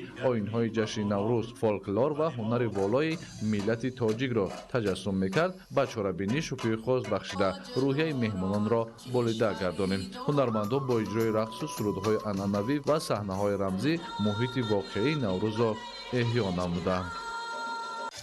صحن مؤسسه دولتی تعلیمی لیسه پرزیدنتی برای خوانندگان بالیاقت تاجیکستان بخشیده به جشن نوروز بین المللی قبای ادانه به بر نموده. شادی خوانندگان، آموزگاران و کارمندان حد و کنار نداشت. در چارابینی چون عنعنه نیک نوروزی مسئولان لیسه در یکجایی با آموزگاران و کارمندان از نمایش هنرهای مردمی دیده نمودند. خوانندگان به مناسبت تجلیل شایسته نوروز بین المللی خوان نوروزی آراسته هنر و استعداد افراد خویش را با پیشنهاد عنعنه‌های نوروزی، لباس ملی و نمودهای ورزشی معرفی نمودند. گفته شد که جشن نوروز به شرافت استقلال دولتی و سیاست فرهنگ پرورانه پرزیدنت جمهوری تاجیکستان پیشوای ملت محترم امامعلی رحمان با تمام خصوصیت‌های تاریخی و فرهنگیش احیا گردیده به جشن محبوب و دوست داشته همگان و رمز خودشناسی و افتخار ملی، وحدت و همدلی مردم و پیوند نسل‌ها تبدیل یافته است. تاکید شد که نوروز جشن وحدت و همبستگی و خودآگاهی ملی میباشد. با تلاش‌های پیشوای ملت نوروز مقام بین‌المللی گرفته. سال 2010 از جانب سازمان ملل متحد چون جشن جهانی اعتراف شد. امروز نوروز در تاجیکستان با شکوه و شهامت خاص تجلیل گردیده به عنصر مهم خودشناسی، وحدت و فرهنگ ملی تبدیل یافته است. در دوران استقلال دولتی عنعنه‌های اصلی نوروز احیا شده به نسل نو چون رمز تمدن و هویت ملی معرفی گردیدند. سپس از جانب اعضایان فعال محفل غنچه‌های صنعت لیتسی برنامه تئاتری کنانیده شده خوانندگان پیشکشی حاضرین گردانیده شد. چورابینی نوروزی را برنامه فرهنگی فراغتی عبارت از سرودهای ترنمگر بهار، نوروز و صلح و دوستی ادامه بخشید. همگان یک جایه و با هم نوروزی می‌کردند. در دایره تنتنه‌های ادانه بخشیده به تجلیل نوروز بین‌المللی در مؤسسه تحصیلات میانه عمومی رقم 8 شهر دوشنبه به نام بازار صابر چورابینی فرهنگی ادانه برگزار گردید. در چورابینی ریاست مؤسسه آموزگاران و خوانندگان اشتراک نمودند. چورابینی با آمادگی همه‌جانبه آموزگاران و خوانندگان در سطح بلند تنتنوی دایر گردید. آراستن خانه 7 سین و 7 شین چون رمزی خاص نوروزی و حضور اشتراکداران با لباس‌های ادانه به جشنگاه زینت خاص ضم نمود. ضمناً تاکید گردید که در زمان استقلالیت دولتی جمهوری تاجیکستان در زمینه احیا و انکشاف دادن عنعنه و مراسم اجدادی و ملی به نوروز توجه جدی ظاهر می شود. در گوشه و کنار مملکت با رسم و آیین‌های خاص نوروز را جشن می‌گیرند. چون این ایدها در زمینه نیازهای اجتماعی معین به وجود آمده در جامعه نقش و وظیفه مشخص دارند و اکثرا عنصر مهمی شروع تاریخی ملت را تشکیل می‌دهند. ماهیتاً ایدها هدف و وظیفه تامین احتیاجات استتیکی و معنوی، وحدت آفرینی، عامل غذابخشی روانی و تربیت معنوی و اخلاقی را دارند که در این مورد همه آنها جوابگو به نیازهای بشری هستند. дар маркази илмии ҷумҳуриявии саратоншиносӣ бахшида ба ҷашни байналмилалии наврӯз барномаи пуршукӯҳи фарҳангӣ фароғатӣ баргузор гардид ки дар он масъулини вазорати тандурустӣ ва ҳифзи иҷтимоии аҳолии ҷумҳурии тоҷикистон ва роҳбарияту кормандони марказ иштирок намуданд. қабл аз оғози намоиши идона иштирокчиён бо намоишгоҳи расму оинҳои мардумӣ, дастранҷи деҳқон, косибону оҳангарон ва таомҳои миллии хоси наврӯзӣ шинос шуда ба маҳсули эҷодии ҳунармандону тароҳон, кадбонувони моҳир ва тарзи оростани дастурхони идона баҳои баланд доданд. зимни чорабинии ҷашнӣ таъкид гардид ки маҳз бо шарофати истиқлоли давлатӣ ва иқдомҳои таърихии президенти ҷумҳурии тоҷикистон пешвои миллат муҳтарам эмомалӣ раҳмон ба мо муяссар гардид ки наврӯзи оламафрӯз ин ҷашни муқаддас ва файзбори ориёиро ки таърихи беш аз 6000 сола дораду давоми ҳазорсолаҳо ҳаёти маънавии миллати тоҷикро ғанӣ мегардонад, аз нав эҳё ва ба ҷаҳониён муаррифӣ намоем. дар ҷараёни чорабинӣ таъкид шуд ки имрӯз бо ифтихор ва шодмонӣ метавон гуфт ки наврӯз чун пештара ҷойгоҳи худро соҳиб гардида дар саросари ҷаҳон бо шукӯҳу шаомати хоса таҷлил карда мешавад. эҳёи расму оинҳои накӯи наврӯз ва тарғибу ташвиқи шиносоии он дар ҷумҳурӣ ва берун аз он собит менамояд ки тоҷикистон ватани наврӯз ва ворису посдори ин суннати пурифтихори бостонӣ аст. кормандони марказ барои истиқболи шоистаи ҷашни байналмилалии наврӯз намоиши пуршукӯҳи идонаву роста манзури иштирокчиёни чорабинӣ карданд. чорабинии ҷашнӣ бо суруду таронаҳои таҷассумкунандаи ватандӯстӣ ва наврӯзӣ анҷом ёфта як қатор кормандони фаъол бо тӯҳфаҳои хотиравӣ қадрдонӣ гардиданд.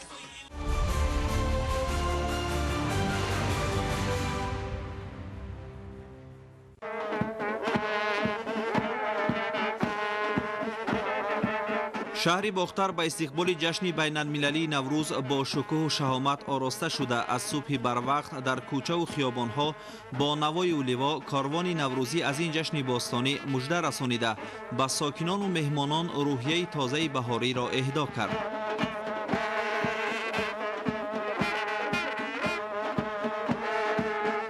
наврӯз дар маркази вилоят на танҳо ҳамчун як ҷашни суннатӣ балки рамзи эҳёи тамаддун ва арҷгузорӣ ба мероси миллат таҷлил шуд. Он бо ҳама зебоиҳои худ аз намоиши ҳунарҳои мардумӣ то суфраҳои идона ва бозиҳои варзишӣ симои воқеии ин иди бостониро таҷассум кард. дар яке аз мавзеъҳои зебо ва хушбодуҳавои шаҳри бохтар ки бо номи 70-солагӣ аз худкунии водии вахш маъруф аст, намоиши тамоми оину суннатҳои наврӯзӣ, намунаҳои беҳтарини маҳсулоти дастии ҳунармандону косибон, дастранҷи кишоварзони меҳнаткашу бонувони чирадаст баргузор гардид, ки дар он намояндаи ҳукумати ҷумҳурии Тоҷикистон, муовини сарвазири мамлакат Сулаймон Зиёзода ва меҳмонон аз вилояти Сурхандарёи ҷумҳурии дӯсту ҳамсояи Ӯзбекистон иштирок намуданд. Bugun biz Tojikiston Respublikasining Xatlon viloyatida Navro'z saylidamiz. мо аз вилояти Сурхандарёи Ӯзбекистон барои иштирок дар ҷашни байналмилалии Наврӯз ба вилояти Хатлон омадем ва бисёр хурсандибахш аст, ки ин ҷашни қадимаро дӯстони тоҷикамон бо риояи тамоми анъанаҳои зебояш ҷашн мегиранд. дар ҳавои мусаффои баҳорӣ ки бо накати гулу гиёҳҳои наврӯзӣ ҷашнгоҳ оро ёфтааст, рӯҳияи шодмонӣ ва самимияти мардум эҳсос мешуд. ҷашнгоҳ бо тамоми зебоиҳо ороста шуда саҳнаи бузурги фарҳангӣ бо намоишҳои рангини ҳунармандон ва базму бӯстони зебоии идонаро такмил медод.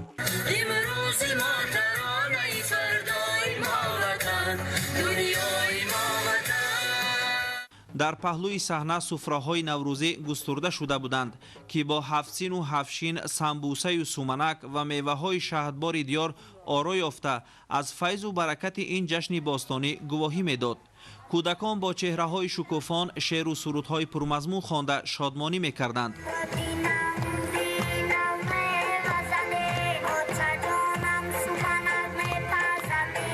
ҷашни наврӯз ба иди дар ҳақиқат мардумӣ мубаддал шуда аз замонҳои қадим то ба имрӯз бо ғояҳои олии башардӯстона, дӯстию ҳамкорӣ, созандагию ободкорӣ, инсондӯстию хайрхоҳӣ ва шукргузорӣ аз зебоию неъматҳои табиат мардумро гирди ҳам овард.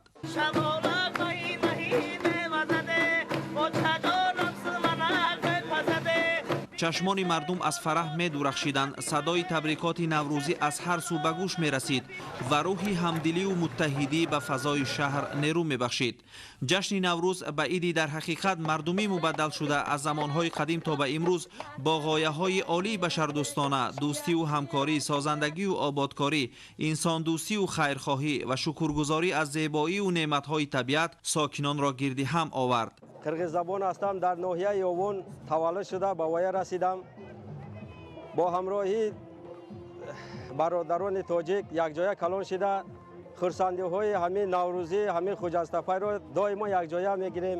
дар шаҳри Бохтар бо ҳамроҳии миллатони туркмено, ӯзбекҳо, қирғизҳо, тоҷикҳо ина якҷоя ҷашн гирифта истодем. ин ҷашни бузург бо шарофати озодию соҳибистиқлолии ватани маҳбубамон на танҳо ба мақоми расмӣ соҳиб гардид, балки бо талошҳои президенти ҷумҳурии Тоҷикистон, пешвои миллат муҳтарам Эмомалӣ Раҳмон ба ҳайси ҷашни эҳёи табиату зебоӣ мақоми байналмилалӣ касб кард ва имрӯз дар сартосари олам таҷлил карда мешавад.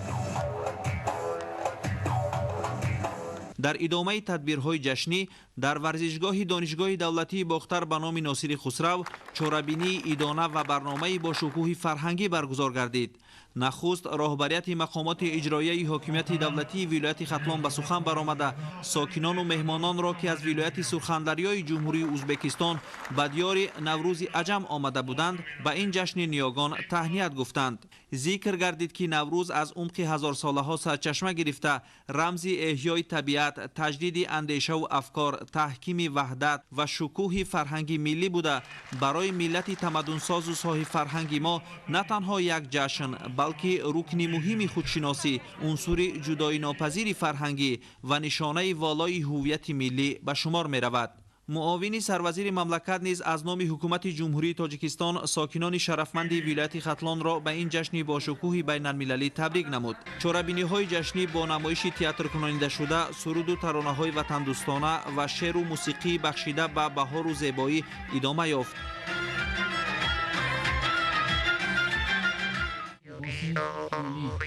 кормандони филиали рақами 42 корхонаи воҳиди давлатии бонки амонатгузории тоҷикистон амонатбонк дар шаҳри бохтар ва бахшу шӯъбаҳои он дар шаҳру ноҳияҳои вилояти хатлон ҷашни наврӯзи байналмилалиро бо баргузор намудани чорабинии зебои идона таҷлил намуданд. иброз гардид ки мо ҷашни бостонии ниёгонамон наврӯзи байналмилалиро дар давлати соҳибихтиёр обод ва дар шароити сулҳу суботи комил таҷлил менамоем ки ин неъмати бузург аст. ҷашни наврӯз ки имрӯзҳо дар диёри зебуманзари мо таҷлил мегардад пайвандгари замонҳо, нигоҳдорандаи суннатҳои волои ниёгон, решапайванди наслҳо, бозгашт ба асли хеш ва эҳёи беҳтарин расму оин ва анъанаҳои миллатамон мебошад. имрӯз мардуми шарафманди мамлакат бо ҳисси меҳру муҳаббат ва эҳтиром ба фарҳангу суннатҳои ниёгон оинҳои наврӯзро пос дошта ин ҷашни аҷдодиро бо шаҳомату нишоту сурур таҷлил менамоянд. бонувон бо оростани хони пурнозу неъмати наврӯзӣ бахусус ҳафсину ҳафшин омода гардидани суманак ва дигар хӯрокҳои миллии баҳорӣ ва шеъру сурудхонӣ ба ин ҷашни зебо таровати тоза мебахшиданд. тавре президенти ҷумҳурии тоҷикистон пешвои миллат муҳтарам эмомалӣ раҳмон таъкид менамоянд ҷашни наврӯз барои мо тоҷикон ки меросбарони мустақими тамаддуни бостонии ориёӣ мебошем аз қадим то имрӯз як падидаи бисёр қавии ҳувиятсоз, яке аз рукнҳои муҳими худшиносиву худогоҳӣ, унсури ҷудонопазири фарҳанги миллӣ ва ҷузъи барҷастаи ҷаҳонбиниву ҷаҳоншиносӣ ба шумор меравад. наврӯз дар тӯли ҳазорсолаҳо барои мардуми мо ҳамчун омили ҳастисозу муттаҳидкунанда хизмат кардааст. яке аз суннатҳои инсондӯстонаи наврӯз бахшиши гуноҳи якдигар, навозиши ятимону маъюбон, аёдати падару модарон ва хайру саховат ба дармондагону ниёзмандон мебошад. донишмандон дар ҳама давру замонҳо аз наврӯз таҳқиқот карда ин нуктаро муайян намуданд ки чунин ҷашн дар ҷаҳон назири худро надорад. агар бештаре аз ҷашнҳои олам ба воситаи ҳодисаҳои мавриди пайравии доимии эшон қарор гирифта бошад, пас наврӯз падидаест ки аз ҷониби худи табиат барои аҳли сайёраи замин тақдим шудааст. ҳамчун оини неки наврӯзӣ бонувону кормандони бонки амонатгузории тоҷикистон амонатбонк аз суманакҳои омоданамудаи худ дар ҷашнгоҳ ба меҳмонону сокинони шаҳри бохтар тақдим карданд. бо шарофати истиқлолу озодӣ имрӯзҳо мардуми сарбаланду шарафманди кишвари азизу маҳбубамон аз ҷумла сокинони диёри кӯҳанбунёди мо низ бо шукргузорӣ аз сулҳу суботи комил зеботарин ҷашни мардуми ориёӣ соли нави аҷдодӣ наврӯзи ҷаҳонафрӯзро бо суруру шодмонӣ таҷлил менамоянд. ҷашни наврӯзи байналмилалиро аҳли омӯзгорону донишҷӯёни муассисаи давлатии таълимии коллеҷи тиббии шаҳри бохтар низ бо риояи анъанаҳои ба худхос ва оростани хони идона истиқбол гирифтанд. бахшида ба ҷашни миллии ниёгон наврӯзи ҷаҳонӣ омӯзгорону донишҷӯёни коллеҷ дастовардҳои илмӣ, варзишӣ, ҳунарӣ ва таомҳои миллиро ба намоиш гузоштанд. таъкид гардид ки наврӯз ҷашни сирф табиӣ буда ба худ анъанаҳои хосеро доро мебошад ки аз замонҳои қадим то ба имрӯз ба мо расидааст. яке аз анъанаҳои неки ҷашни наврӯз ташкили мусобиқаҳои варзишӣ аст ки инсонҳоро ба солимию бардамӣ роҳнамоӣ мекунад. ин аст ки донишҷӯёни варзишгари коллеҷи тиббии шаҳри бохтар пайваста дар мусобиқаҳои сатҳи вилоятӣ ва ҷумҳурӣ иштирок намуда сазовори ҷойҳои намоён мегарданд. наврӯз на танҳо фарорасии баҳор, иҳёи мавҷудоти олам, табиат ва оғози тозаи зиндагист, балки омили иттиҳоду ҳамбастагӣ ва дӯстию рафоқат аст. тавре президенти ҷумҳурии тоҷикистон пешвои миллат муҳтарам эмомалӣ раҳмон таъкид карданд асолати иҷтимоию ахлоқии наврӯз хеле бузург буда нишонаи пешрафти тафаккури созандаву бунёдкоронаи халқ мебошад.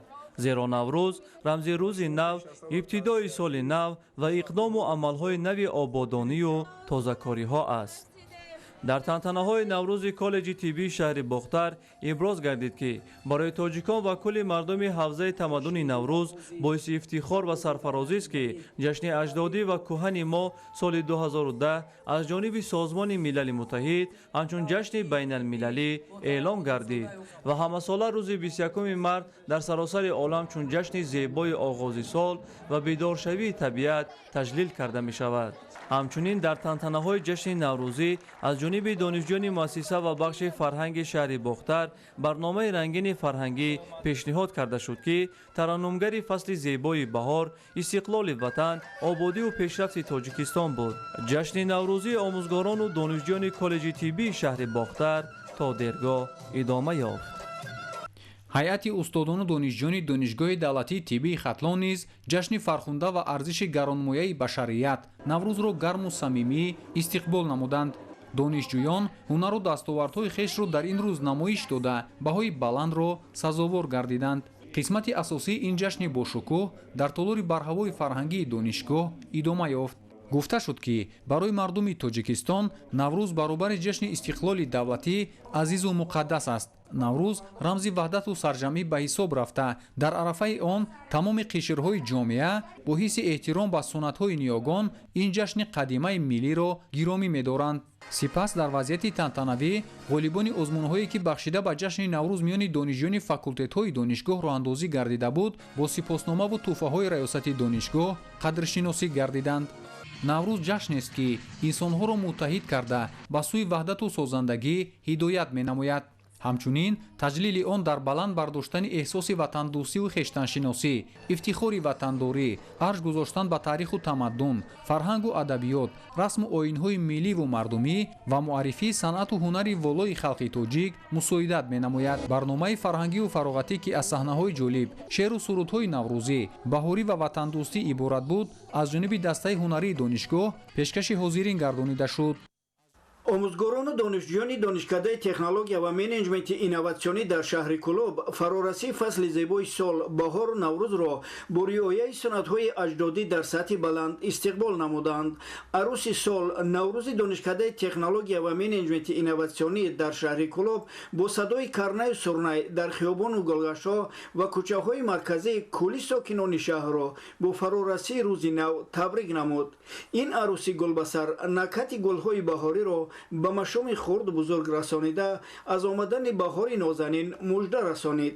сокинон бошанд дар садои мусиқии онҳо рақсу шодӣ карданд ва боиси сарфарозист ки дар тоҷикистон наврӯз ба ҷашну сурури миллӣ табдил ёфта сол аз сол шукӯҳу ҷалолӣ бештар мегирад. дар ин рӯз саҳни донишкада фазои идона дошт. бо риояи суннатҳои ниёгонамон бо оростани дастурхони идона, ҳафтсину ҳафтшин, таомҳои миллию ҳунарҳои мардумӣ ба намоиш гузошта шуда буданду қисме аз донишҷӯён базму шодию шерхонӣ мекарданд. дар идома ба як зумра омӯзгорон барои фаъолияти пурсамар омода намудани мутахассисони рақобатпазир ба бозори меҳнат ва пешбурди сиёсати маорифпарваронаи давлату ҳукумати кишвар ифтихорнома ва тӯҳфаҳо тақдим карда шуд. баъди ворид гардидани маликаи наврӯз ба ҷашнгоҳ омӯзгорону донишҷӯён ва ҳунармандони шинохтаи кишвар барномаи ҷолиби фарҳангиро пешниҳоди ҳозирин гардониданд ки ҳамагон рақсу бозию хушҳолӣ мекарданд.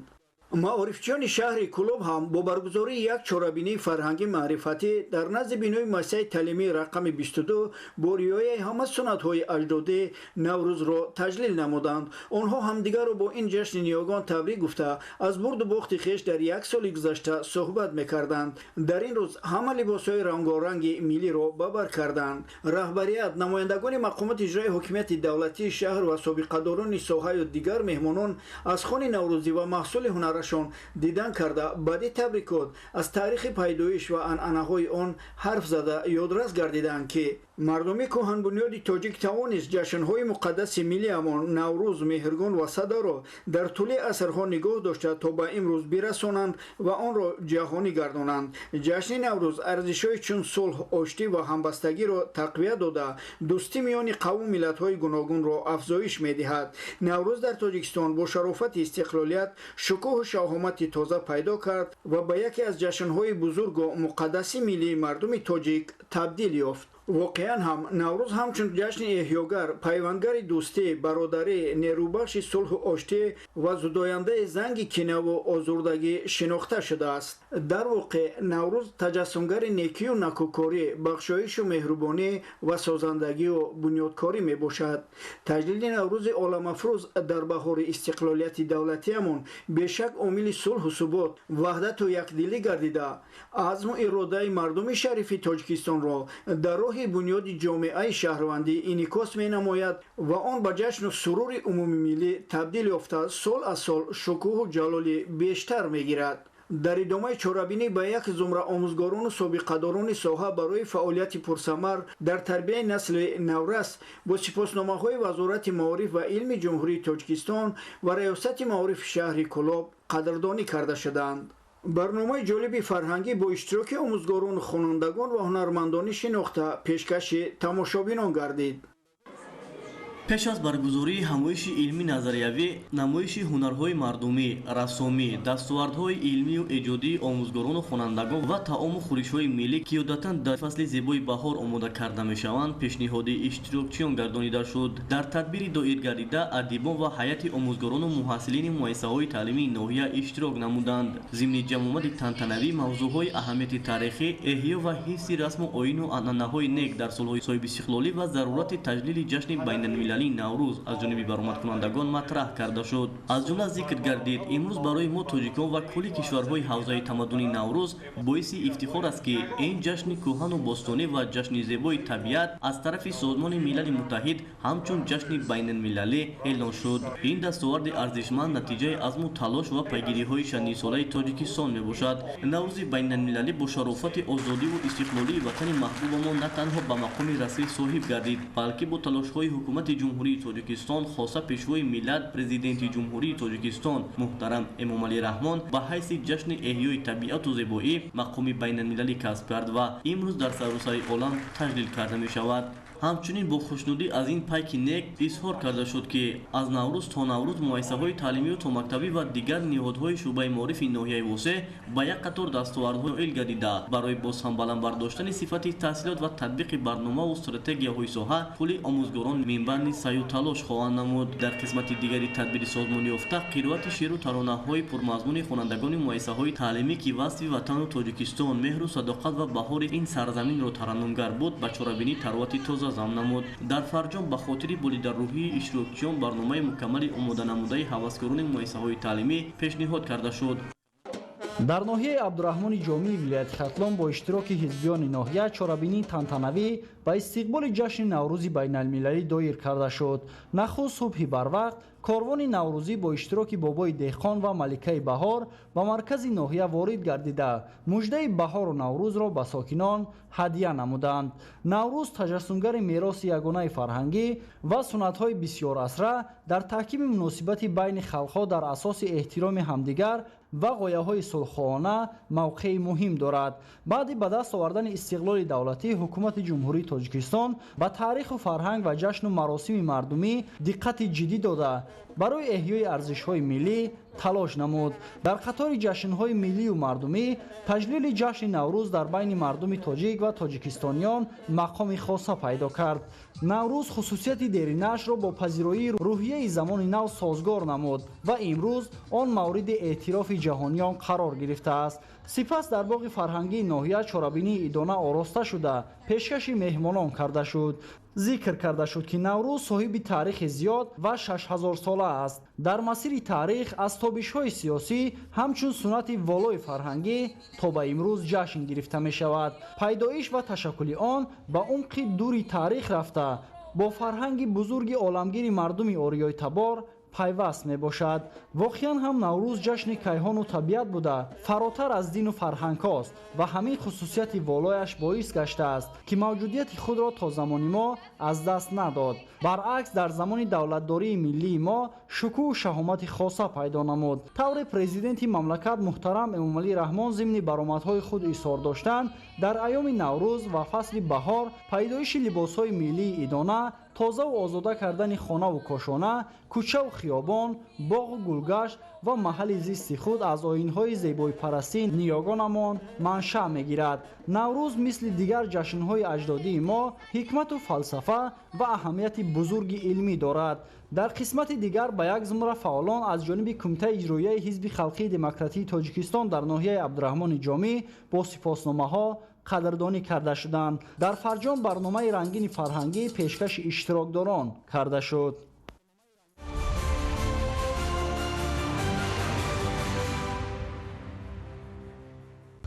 дар донишгоҳи давлатии ҳуқуқ бизнес ва сиёсати тоҷикистон дар шаҳри хуҷанд ҷашни наврӯзи ҷаҳонӣ аз ҷониби ҳайати омӯзгорону донишҷӯён бо риояи суннатҳои неки аҷдодӣ ва шодиву нишоти ҳамагон истиқбол гирифта шуд.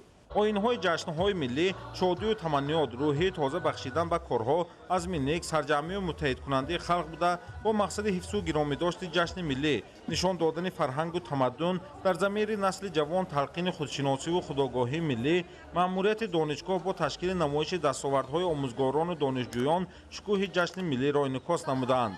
ҳамзамон имрӯз аз ҷониби омӯзгорону донишҷӯён ташкили хони идона, ҳафтшину ҳафтшин, нону шириниҳо, таомҳои миллӣ, намоиши ҳунарҳои мардумӣ, шаҳодат аз завқи баланд, маҳорати катбонугӣ дар омодасозии дастурхон ва ҳунари дӯзандагӣ, тайёр кардани гулдӯзию зардозӣ ва ҳифзи фарҳанги миллиро медиҳад.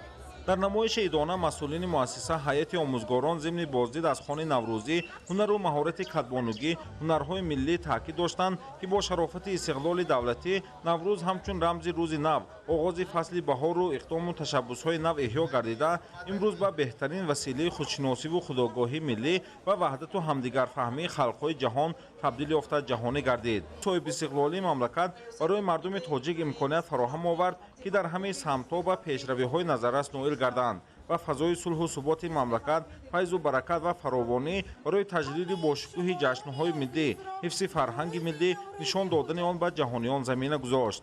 дар тантанаҳои идона донишҷӯёни донишгоҳ барномаи пурмуҳтавои наврӯзиро манзур намуданд ки ба он шукӯҳи дигар зам намуд.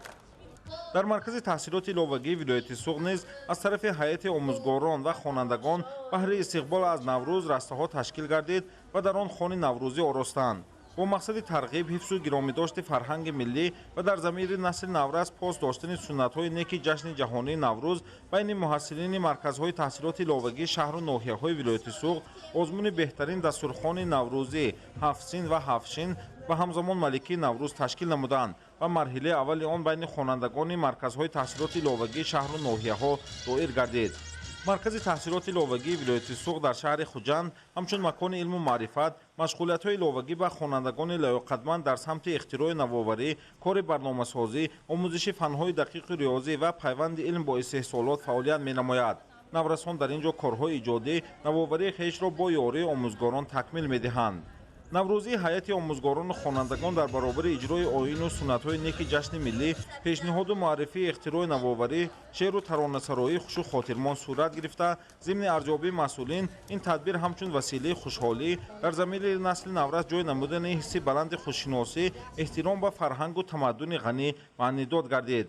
дар хотимаи чорабинии фаъолон ғолибони озмунҳои наврӯзӣ навоварони наврас бо ифтихорномаҳо қадрдонӣ карда шуданд. сокинони шаҳри бӯстон ҷашни бостонии наврӯзи оламафрӯзро дар фазои сулҳусубот оромию осоиштагӣ бо оростани хони идона ташкилу баргузор намудани намоиши ҳунарҳои мардумӣ ва бозиҳои варзишӣ шукӯҳманду хотирмон таҷлил намуданд.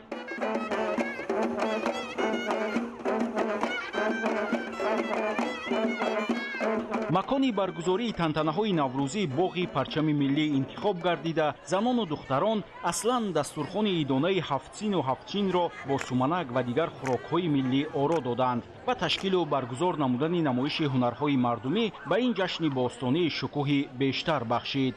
суруру шодии мардум гирди хони идона ба он далел аст ки оинҳои наврӯзӣ сарчашмаи бузурги ахлоқиву тарбиявӣ мебошанд ва мардумро ба таҳаммулгароӣ, бунёдкориву созандагӣ, яъне офаридани зебоӣ ва зебоипарастӣ ҳидоят менамоянд. дар айёми наврӯзӣ гирди ҳам омадан ба дидори якдигар расидан ва бо ширкати хурду бузург сарфи назар аз сину сол ва миллату мазҳаб баргузор намудани оинҳои наврӯзӣ асли милливу мардумии онро ташкил медиҳад. ҷашни наврӯз сарчашмаи гаронбаҳои маънавии воситаи муҳими сарҷамъ намудани тамоми сокинони мамлакат, ҳидоятгари аҳли ҷомеа ба сӯи зиндагии орому осуда ва пурфайзу баракат мебошад. наврӯзи ҷаҳонафрӯз ба мардуми кӯҳанбунёду соҳибфарҳанги мо дар иҷрои нақшаҳои созандагӣ ва ободкорӣ рӯҳу тавони тоза мебахшад. яке аз анъанаҳои пурарзиши наврӯзӣ ин аст ки мардум макони зист, ашёи рӯзгор ва сару либоси хешро тозаву озода мегардонанд. ҳамчунин ботину зоҳири худро аз кинаву адоват, хушунату бадбинӣ пок месозанд ва ҳамдигарро бо чеҳраи шоду оғӯши кушода қабул мекунанд.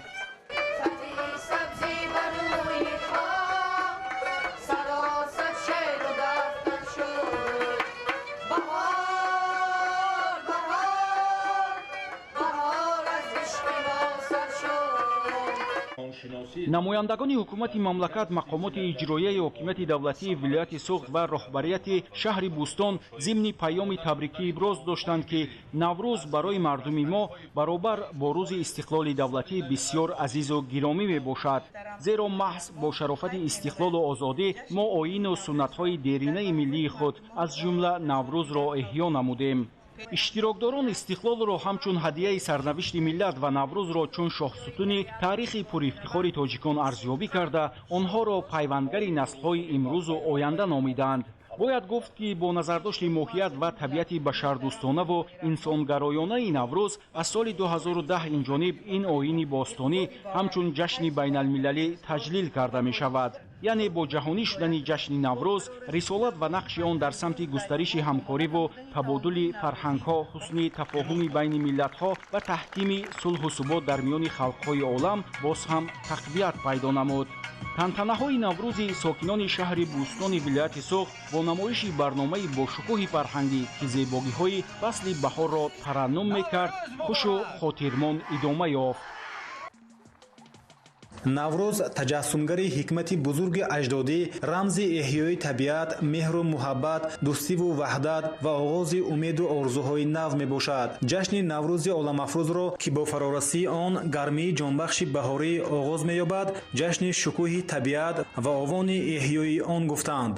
дар корхонаву ташкилот ва муассисаҳои таълимиву томактабии шаҳри Конибодом бо шукӯҳу шаомати хоса таҷлил менамоянд. дар тантанаҳои наврӯзӣ тарбиятгирандагони муассисаи таҳсилоти томактабии рақами 1 гуфта шуд, ки бо дастгирии пешвои миллат ва ҳамкории кишварҳои ҳавзаи тамаддуни Наврӯз ин ҷашни бостонӣ, ки таърихи беш аз 6000 сола дорад, мақоми байналмилалӣ гирифт. он ҳамчун рӯзи ҷаҳонии ҳамдилӣ, сулҳу субот ва эҳёи арзишҳои фарҳангӣ дар саросари ҷаҳон таҷлил мегардад. кӯдакону мураббиёни ин муассиса бо суруду тарона ва шеърҳои наврӯзӣ таъкид доштанд, ки Наврӯз чун рамзи пайванди азалии инсон бо табиат дар шабу рӯзҳои эътидоли баҳориву иваз шудани сол фаро мерасад ва бо расидани он рӯзгори кӯҳан зиндагиро аз сар мегирад. табиату ҳастӣ рахти нав батан мекунад ва дар рӯҳу ҷони одамон гардиши падид меояд. воқеан Наврӯз давраест, ки замин ба меҳвари хуршед баромада, рӯзу шаб баробар мешавад ва кулли инсону мавҷудотро рӯҳу равонӣ тоза бахшида ба ояндаи нек, рӯзгори обод ва пешрафту созандагӣ ҳидоят мекунад. наврӯзи бостонӣ сароғози таърихи пурғановати мо буда, ҳамчун суннати пурарзиш ба фарҳангу тамаддуни миллӣ ва тору пуди зиндагӣ на танҳо мардуми тоҷику форс, балки кулли халқҳои минтақаи осиёи марказӣ ва берун аз он омезиш ёфтааст. дар чорабинии идона либосҳои миллӣ ҳафтчин ва ҳафтсин намоиш дода шуда, шеъру таронаҳои наврӯзӣ, байдбараки баҳорӣ, саҳнаҳои адабӣ, намоиши суннатҳои наврӯзӣ ва ҳунарҳои мардумӣ, оростани хони наврӯзӣ бо таомҳои миллӣ аз ҷониби тарбиятгирандагон бо маҳорати баланд ба меҳмонони ин чорабинӣ пешкаш гардид, ки он писанди ҳамагон гашт. дар тантанаҳои наврӯзи ҷаҳонӣ, ки имрӯз дар саҳни ёдгории таърихӣ меъморӣ ва ҳафриётии қалъаи мо доир гардид, пеш аз ҳама духтаракону бачагони соҳиби истиқболи даврони соҳиби истиқлолии мамлакат шодию хурсандӣ мекарданд. бо истифода аз ҳавои софу беғубор ва шӯълапошии хуршеди оламтоб, зери шиори наврӯз ҷашни олумиён аст, занону духтарони катбону бо оростани дастархони наврӯзӣ тибқи риояи оину суннатҳои ҷашни байналмилалии наврӯз, самараи дастони сеҳровори хешро, ки аз суманак, маҳсулоти ҳафтчин, хӯрокҳои бомаззаи оши бурида, самбусаи тушбера, ширбиринҷу ҳалвои тар ва дигар шириниву маҳсулоти нонӣ иборат буданд ва маърази тамошои меҳмонону ширкаткунандагон пешниҳод намуданд. дар суфраи калони маҷмӯаи таърихиву фарҳангӣ ва ҳафриётии қалъаи муғ чанде ба бодбараку лаклакпаронӣ, арғамчинбозӣ, ҳакалакбозӣ ва бандкашӣ машғул буданду бархе аз ғолибони сабқатҳои байналмилалӣ, ҷумҳуриявӣ ва вилоятӣ оид ба намудҳои боксу волейбол ва шоҳмоту шашка машғули намоиши машқҳои варзишӣ ва гурӯҳи дигari бачагону духтарони наврас ба дӯхтудӯзи мато, расмкашии табиати зебои нотакрори истиравшани ҳамешасабз шуғл меварзанд. мавриди зикри хос аст, ки дар 22 кумитаи маҳалла ва 10 ҷамоати деҳот, маркази шаҳри бостонии истиравшан ва хиёбонҳои нишон, парчами давлатӣ, боғи фарҳангу фароғатӣ ба номи Исмоили Сомонӣ, истиқлол ва ваҳдат, дар рӯзҳои таҷлил аз наврӯзи байналмилалӣ, озмунҳои ғунчаҳои боғи санъат, сад ранги чакан, катбонии хушсалиқа ва чорабинаҳои дигари оммавии фарҳангӣ, сайру سرگشت ایدانه، ترغیب سرلباس نوروزی، پیشنهاد محصول دستان پراجاز آموزگاران و خوانندگان مؤسسه‌های تحصیلات میانه عمومی، گیمنازیاها و باغچه و کودکستان‌های تابع ریاست معارف و تشکیلات مؤسسه‌های اقتصادی و اجتماعی این کهنشهر نازنین دایر گردیدند. امروز نیز نزد ساکنان کسب و کار گوناگون، زنان و دختران خوش‌طالع و شرکت کنندگان چاره‌بین‌های فرهنگی و فراغتی آزمون تاجیکانه می‌پوشیم و صد رنگ چکن دایر کردند. در این چاره‌بینی فرهنگی طراحان جوان، زنان و بانوان هنرمند، گیرندگان گرانت‌های پرزیدنت جمهوری تاجیکستان و رئیسان ولایت سوات و شهر باستانی استراوشان نزد حاضرین جلوه سر و لباس زیبای شنم نوروزی را از متاح‌های اطلس و ادرس و چکن پیشنهاد گرداندند که به بینندگان تأثیرات فراموش ناشدنی باقی گذاشت. آزمون‌های تاجیکانه می‌پوشیم و صد رنگ چکن از 8 نامینه عبارت بوده. در هر نامینه طراحان توانستند سر لباس بچگانه ایدانه، سرگشته، متاح‌های اطلس و ادرس و چکن در تن زنان و بانوان دوران صاحب استقلالی مملکت همبستگی کوفته و خیلت از متاح‌های صرف تاجیکی بریده و دوخته شده و منقش و شنان با بافته‌های چکن را پیشکش حاضرین گردانند. حرکت زیبا و موزون گلدختران در تن اطلس و ادرس و چکن پوشیده در حقیقت از باستانی و تاریخی محسوب یافتن لباسپوشی تاجیکانه و گذشته فرهنگ لباسپوشی زنان و بانوان تاجیکستان صاحب استقلال حکایت می‌کرد. هدف از برگزاری آزمون تاجیکانه می‌پوشیم و صد رنگ چکن در نهاد زنان و بانوان بیدار نمودن دوستداری فرهنگ لباسپوشی تاجیکانه، ترغیب متاح‌های از شاهی خالص دوخته شده اطلس و ادرس و چکن آوازدار، نمایش زیبایی زنان و دوشیزگان تاجیک با سر لباس صرف تاجیکانه، پایدار نگاه داشتن لباسپوشی و فرهنگ تاجیکانه بانوان، راه ندادن به تقلید کورکورانه و فرهنگ و لباسپوشی غیر، دریافت و تربیت و با آزمون‌های سطح ولایتی و جمهوری پیشنهاد نمودن طراحان جوان و با این وسیله به جهانیان معرفی نمودن متاح‌های از جهت اکولوژی تازه و در تاجیکستان به اشتباه استحصال شونده است. در دوره چهارمین‌های نوروزی ساکنان کسب و کار گوناگون شهر و دهات استراوشان در خیابان پرچم دولتی کسب هنرهای فراموش شده و از نو احیا گردیده معاصر و جهت باز هم بهتر گردیدن سطح زندگی ساکنان ضروری نیز پیشنهاد کرده شدند. هنوز از سالهای نخستین صاحب استقلالی حکومت جمهوری تاجیکستان تحت سروری و غمخوری‌های پیوسته اساسگزار صلح و وحدت ملی، پیشوای ملت، پرزیدنت محبوب خلق محترم امام علی رحمان جهت رشد و تکامل کسب و هنرهای مردمی در مملکت یک عده برنامه و استراتژی‌ها و دستور هدایت‌های رشد بخشنده به تصویب رسانیده. با این وسیله به هنرمندان و کاسبان امکانیت دادند که از سر نو کسب هنرهای از خاطر فراموش شده اجدادی را احیا نموده قدیمی و صاحب هنر بودن ملت تاجیک را ثابت سازند. در مجموع جشن نوروز جهانی را خرد و بزرگ و فعالان جامعه آبادگر و فرهنگ پرور شهر استراوشان با اشکوی شهامت خاصه و شکرگزاری از سیاست سازنده تمدن آفرین اساسگزار صلح و وحدت ملی، پرزیدنت جمهوری تاجیکستان، پیشوای معظم ملت محترم امام علی رحمان خوش و خرمانه دایر کرده از برنامه پرمحتوای فرهنگی کارمندان بخش فرهنگ مقامات اجرایی حاکمیت دولتی شهر استراوشان که به نوروز بین المللی بخشیده شده بود تأثیرات ایدانه برداشتند. ساکنان شهر پنجکین تجلیل جشن نوروز خجسته‌پی را از بگویی روز پیش با برگزار نمودن مراسم سومنک‌پزی آغاز نمودند. در اینجا تمام تشکیلات و مؤسسه‌ها و محله‌های شهر دک‌های سومنک مانده، شب تا روز درگیر آن شعر و سرودخوانی کرده شادی و خرسندی نمودند و هر کس با نیت نیک دگ سومنک را کف می‌زدند. آنها همین گونه صبح بر وقت سومنک پخته تیار شده را به مهمانان پیشنهاد می‌کنند. سپس تنتنه‌های اساسی نوروزی ساکنان شهر پنجکین در میدان نشان و پرچم دولتی با صدای کرنه و موسیقی ایدانه آغاز شد. ضمن بازدید از رسته‌های محله‌ها، جماعت‌های دهات، کارخانه‌های و مؤسسه‌ها که با دسترخوان نوروزی نمونه طعام‌های ملی و هنرهای خلقی آرا یافته بود، نماینده حکومت جمهوری تاجیکستان، پرزیدنت اکادمی ملی علم‌ها، معاون رئیس ولایت سوق و رئیس شهر به هنر و ذوق آنها باهای بلند دادند. واقعا نوروز جشن احیای بشر، زنده شوی طبیعت، دوامیابی عمر انسانی، تازه شوی محیط اطراف و وسیله بخشایش و محبت مردمان حوزه این جشن بزرگ به شمار می رود. تجلیل جشن نوروز اساسهای علمی استرونومی داشته یک دوره پوره گردش زمین را در اطراف آفتاب افاده می کند که مطابق تقویم اوریایی در ماه فروردین به جایگاه اصلی خود برمیگردد.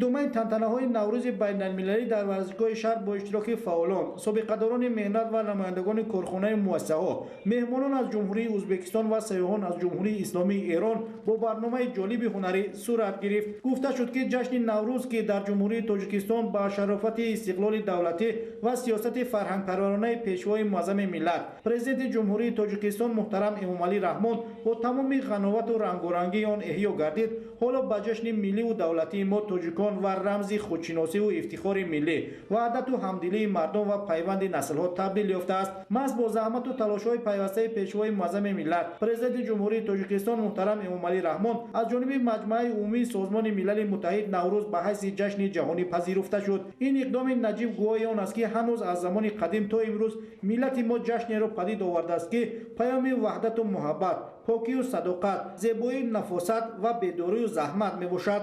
Барномаи ҳунарии идонаи санъаткорони шаҳр бо иштироки ҳунармандони халқии Тоҷикистон ва Ӯзбекистон рақсу сурудҳои ҷаззоб хотири иштирокчиёни ҷашнвораи Наврӯзиро шод намуд. Тантанаҳои Наврӯзӣ дар ташкилоту муассисаҳо ва ҳар хонадони сокинони шаҳри Панҷакен идома меёбад. дар ин рӯзҳои фараҳбахши наврӯзӣ сокинони ноҳияи кӯҳистони матчо низ ба истиқболи ин иди аҷдодӣ чорабинии идона доир намуданд. Наврӯз тантанаи саодат ва хушбахтӣ аст ва имрӯзҳо дар тамоми гӯшаву канори Тоҷикистон бо шавқу шодӣ таҷлил мешавад. иди наврӯз на танҳо рамзи эҳёи табиат, балки рамзи дӯстӣ, меҳру рафоқат мебошад, ки одамон дар ин рӯзҳои ҷашнӣ ҳамдигарро шоду хурсанд мегардонанд. иродаи ҷавонон хоса иштирок дар чунин чорабиниҳо барои ҳифз ва арҷгузории анъанаҳои миллӣ кӯмак мерасонад.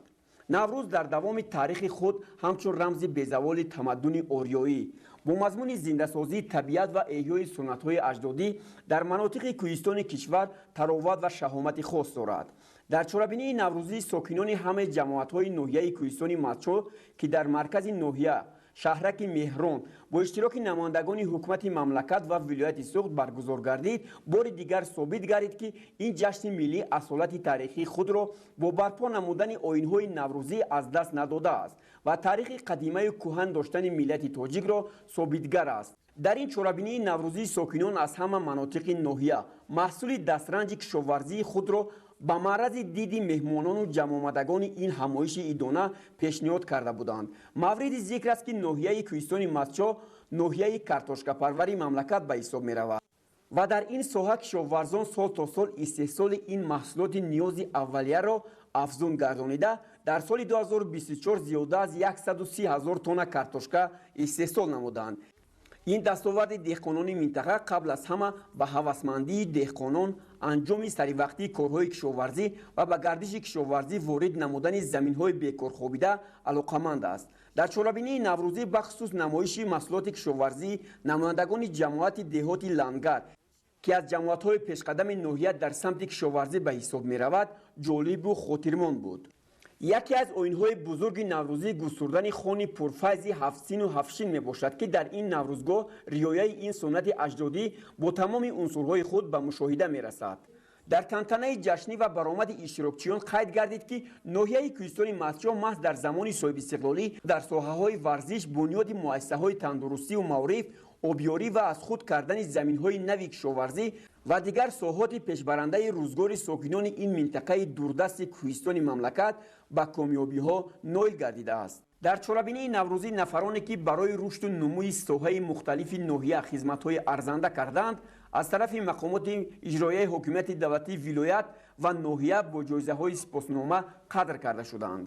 чорабинии ҷашни наврӯзиро иштироки чеҳраҳои шинохтаи санъати асили кишвар ва намоиши суруду таронаҳои фарҳангиёни ноҳия ҳусну таровати идона бахшида, барои пиру барнои ин минтақаи кӯҳистонӣ фазои идонаи хуррамию хушиқболӣ ва хушбахтию саодатмандиро ҳадия намуд.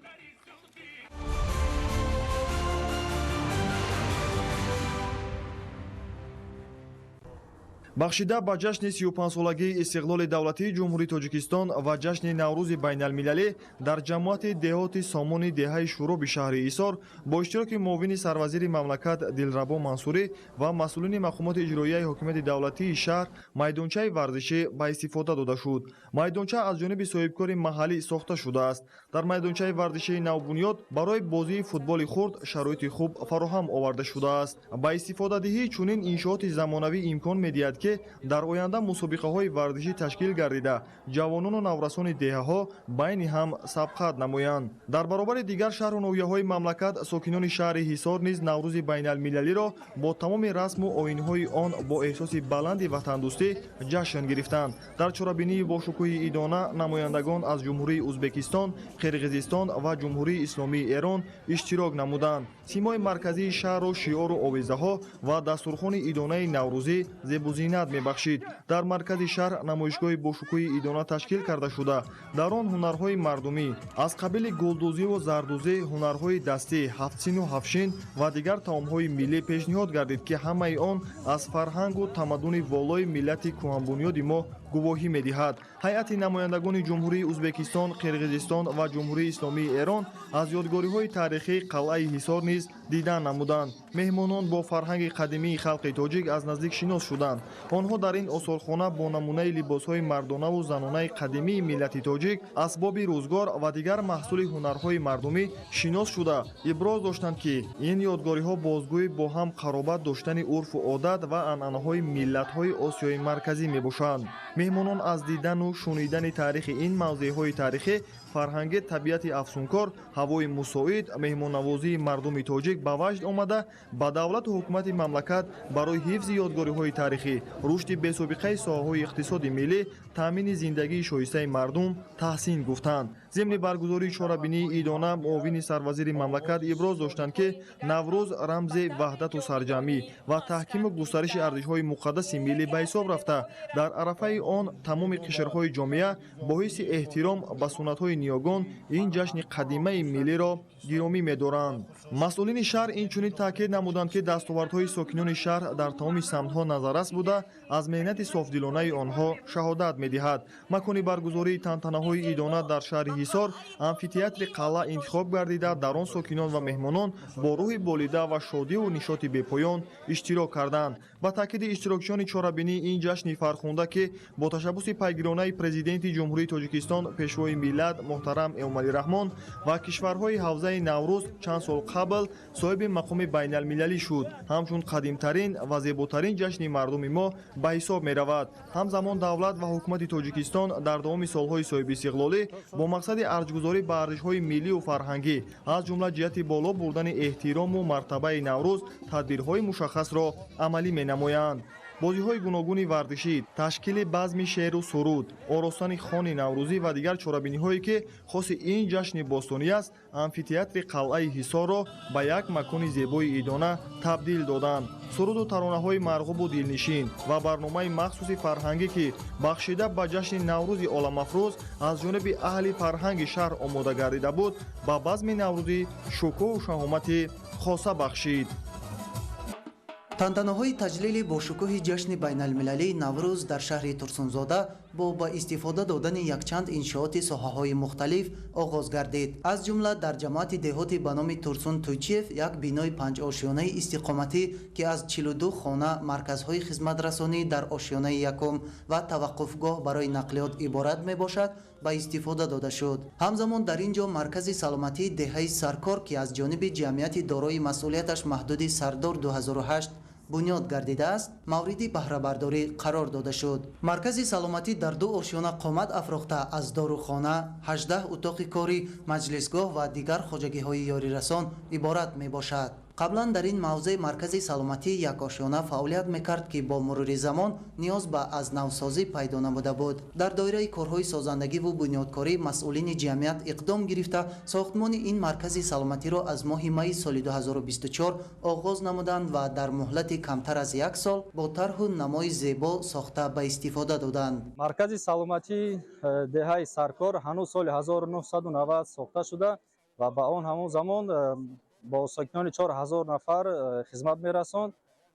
имрӯз бошад ин деҳаи саркор сокинонашон бо миқдори 20000 нафар расидааст. бинобар ба ин зарурат омад ки як бинои маркази нави замонавӣ сохта ва ба истифода диҳанд.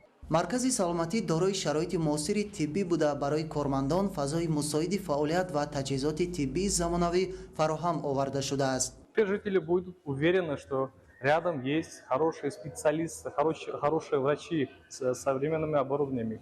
Это делает жизнь более здоровым, более безопасным.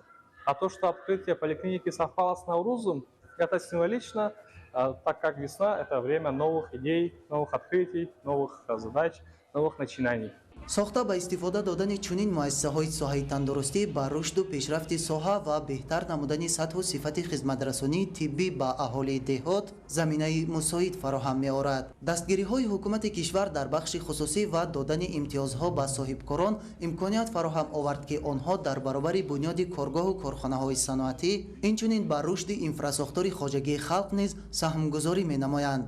дар идома ба чанде аз соҳибкорон ҷиҳати саҳмгузорӣ дар ободонии диёр сипосномаҳои мақомоти иҷроияи ҳокимияти давлатии шаҳри Турсунзода тақдим карда шуд. дар таҷлили иди байналмилалии Наврӯз ба шаҳри Турсунзода намояндаи ҳукумати ҷумҳурии Тоҷикистон ва меҳмонон аз вилояти Сурхандарёи ҷумҳурӣ дӯсту бародари Узбекистон ташриф оварда дар тантанаҳои идона иштирок намуданд. дар базмгоҳи асосии наврӯзӣ сокинони ҷамоатҳои деҳот, коргоҳу корхонаҳои истеҳсолӣ ва хоҷагиҳои деҳқонии шаҳри Турсунзода маҳсулоти худро ба маъраз гузошта ҳамзамон дастархони идона иборат аз анвои гуногуни миллӣ ороста шуда пешниҳоди ҳозирин гардонида шуд. сипас баромадкунандагон аҳли ҷамъомадагонро бо ҷашни фархундаи Наврӯз таҳният гуфта оид ба густариши робитаҳои Тоҷикистон ва кишварҳои ҷаҳон ҷиҳати боз ҳам муаррифии бештар намудани анъанаҳои хоси Наврӯз ибрози андеша намуданд. ҳикмати Наврӯз аз донишу хират, меҳру муҳаббат, сулҳу субот ва шодиву нишод иборат буда дар тӯли ҳазорсолаҳо бо мафҳуми ваҳдатофари худ мардуми моро ҳамдилу муттаҳид ва ба дӯстӣ, самимият ва меҳру муҳаббати инсонӣ ҳидоят намудааст. ин аст ки сокинони шаҳри Турсунзода бо як хушҳоливу хурсандии бардавом ҷашни зебои баҳор Наврӯзро ба ҳамдигар табрик гуфта дар фазои тантанавӣ ин иди аҷдодиро дастҷамъона таҷлил намуданд. барномаи рангини фарҳангӣ иборат аз суруду таронаҳои дилангез ба чорабинӣ шукӯҳи тоза замъ намуд.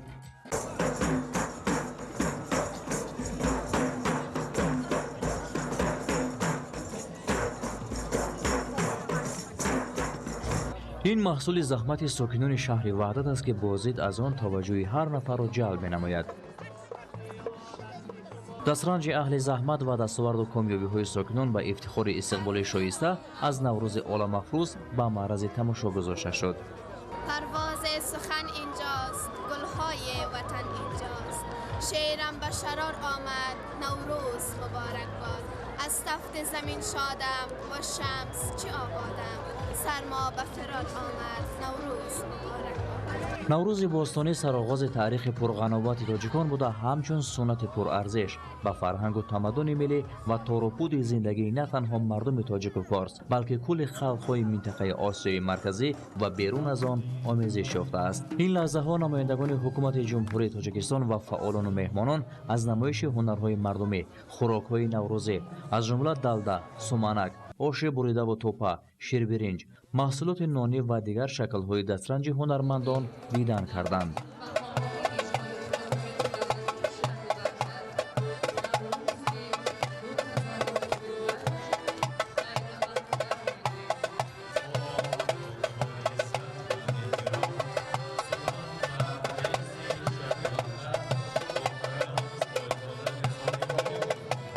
ташкил ва баргузории намоиши маҳсулоти кишоварзӣ, хӯрокҳои миллӣ, гулдузиҳо, дастовардҳо дар самти илму маориф, тандурустӣ, варзиш ва сайёҳӣ ки воқеан ҳам ҷолиби диққати ҳамагон буд, ҳисси меҳандӯстиву талошҳои созандаи сокинони шаҳри ваҳдатро бозгӯ менамуд.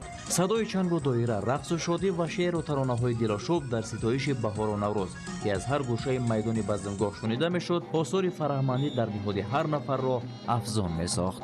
роҳбарияти шаҳр ва ҳайати меҳмонон иштирокчиёни чорабинии идонаро таҳният гуфта аз ташаббусҳои роҳбари давлат дар самти ҷаҳонӣ гардонидани Наврӯз ёдовар шуданд. иброз шуд ки таҷлили ҷашни Наврӯз дар ҳама гӯшаю канори олам барои миллати тоҷик мояи сарафрозиву ифтихор аст, чун имрӯз ҷомеаи ҷаҳонӣ бузургтарин оини таърихии мардуми тоҷик Наврӯзро бо риояи суннатҳои гузаштаи ниёгони мо ҷашн мегиранд. ман баҳорам, баҳори сабздомон, баҳори гулобизу гулфешон, баҳори 34-умин солгарди истиқлолияти давлати Тоҷикистон. боиси сарфарозӣ ва сарбаландии миллати тоҷик аст ки имрӯз зери офтоби истиқлолият дар тамоми ҷумҳурии азизамон ҷашни наврӯз бо як шукӯҳу шаҳомати хоса таҷлил гашта истодааст. имрӯз дар шаҳри ваҳдат низ ҷашни наврӯз бо сарҷамъии тамоми мардум таҷлил гашта истодааст. дар ин рӯзи ид тамоми мардуми шаҳри ваҳдат бо намоиши ҳунарҳои мардумӣ, омода кардани хӯрокҳои миллии тоҷикона ва инчунин бо омода намудани барномаи фарҳангӣ ки бисёр ҳам дар як сатҳи баланд баргузор гардид, бо иштироки ҳунармандони шӯъбаи фарҳанги шаҳри ваҳдат ва инчунин ҳунармандони сатҳи ҷумҳурӣ дар ин ҷо иштирок варзиданд. ба таъкиди пешвои муаззами миллат муҳтарам эмомалираҳмон, оинҳои наврӯзӣ сарчашмаи бузурги ахлоқиву тарбиявӣ буда аҳли башарро ба таҳаммулгароӣ, бунёдгароиву созандагӣ, яъне офаридани зебоӣ ва зебоипарастӣ ҳидоят менамоянд. дар айёми наврӯз ва фасли баҳор пӯшидани либосҳои миллии идона, тозаву озода нигоҳ доштани хонаву кошона, кӯчаву хиёбон, боғу гулгашт ва маҳалли зист аз оинҳои зебоипарастии ниёгонамон манша мегирад.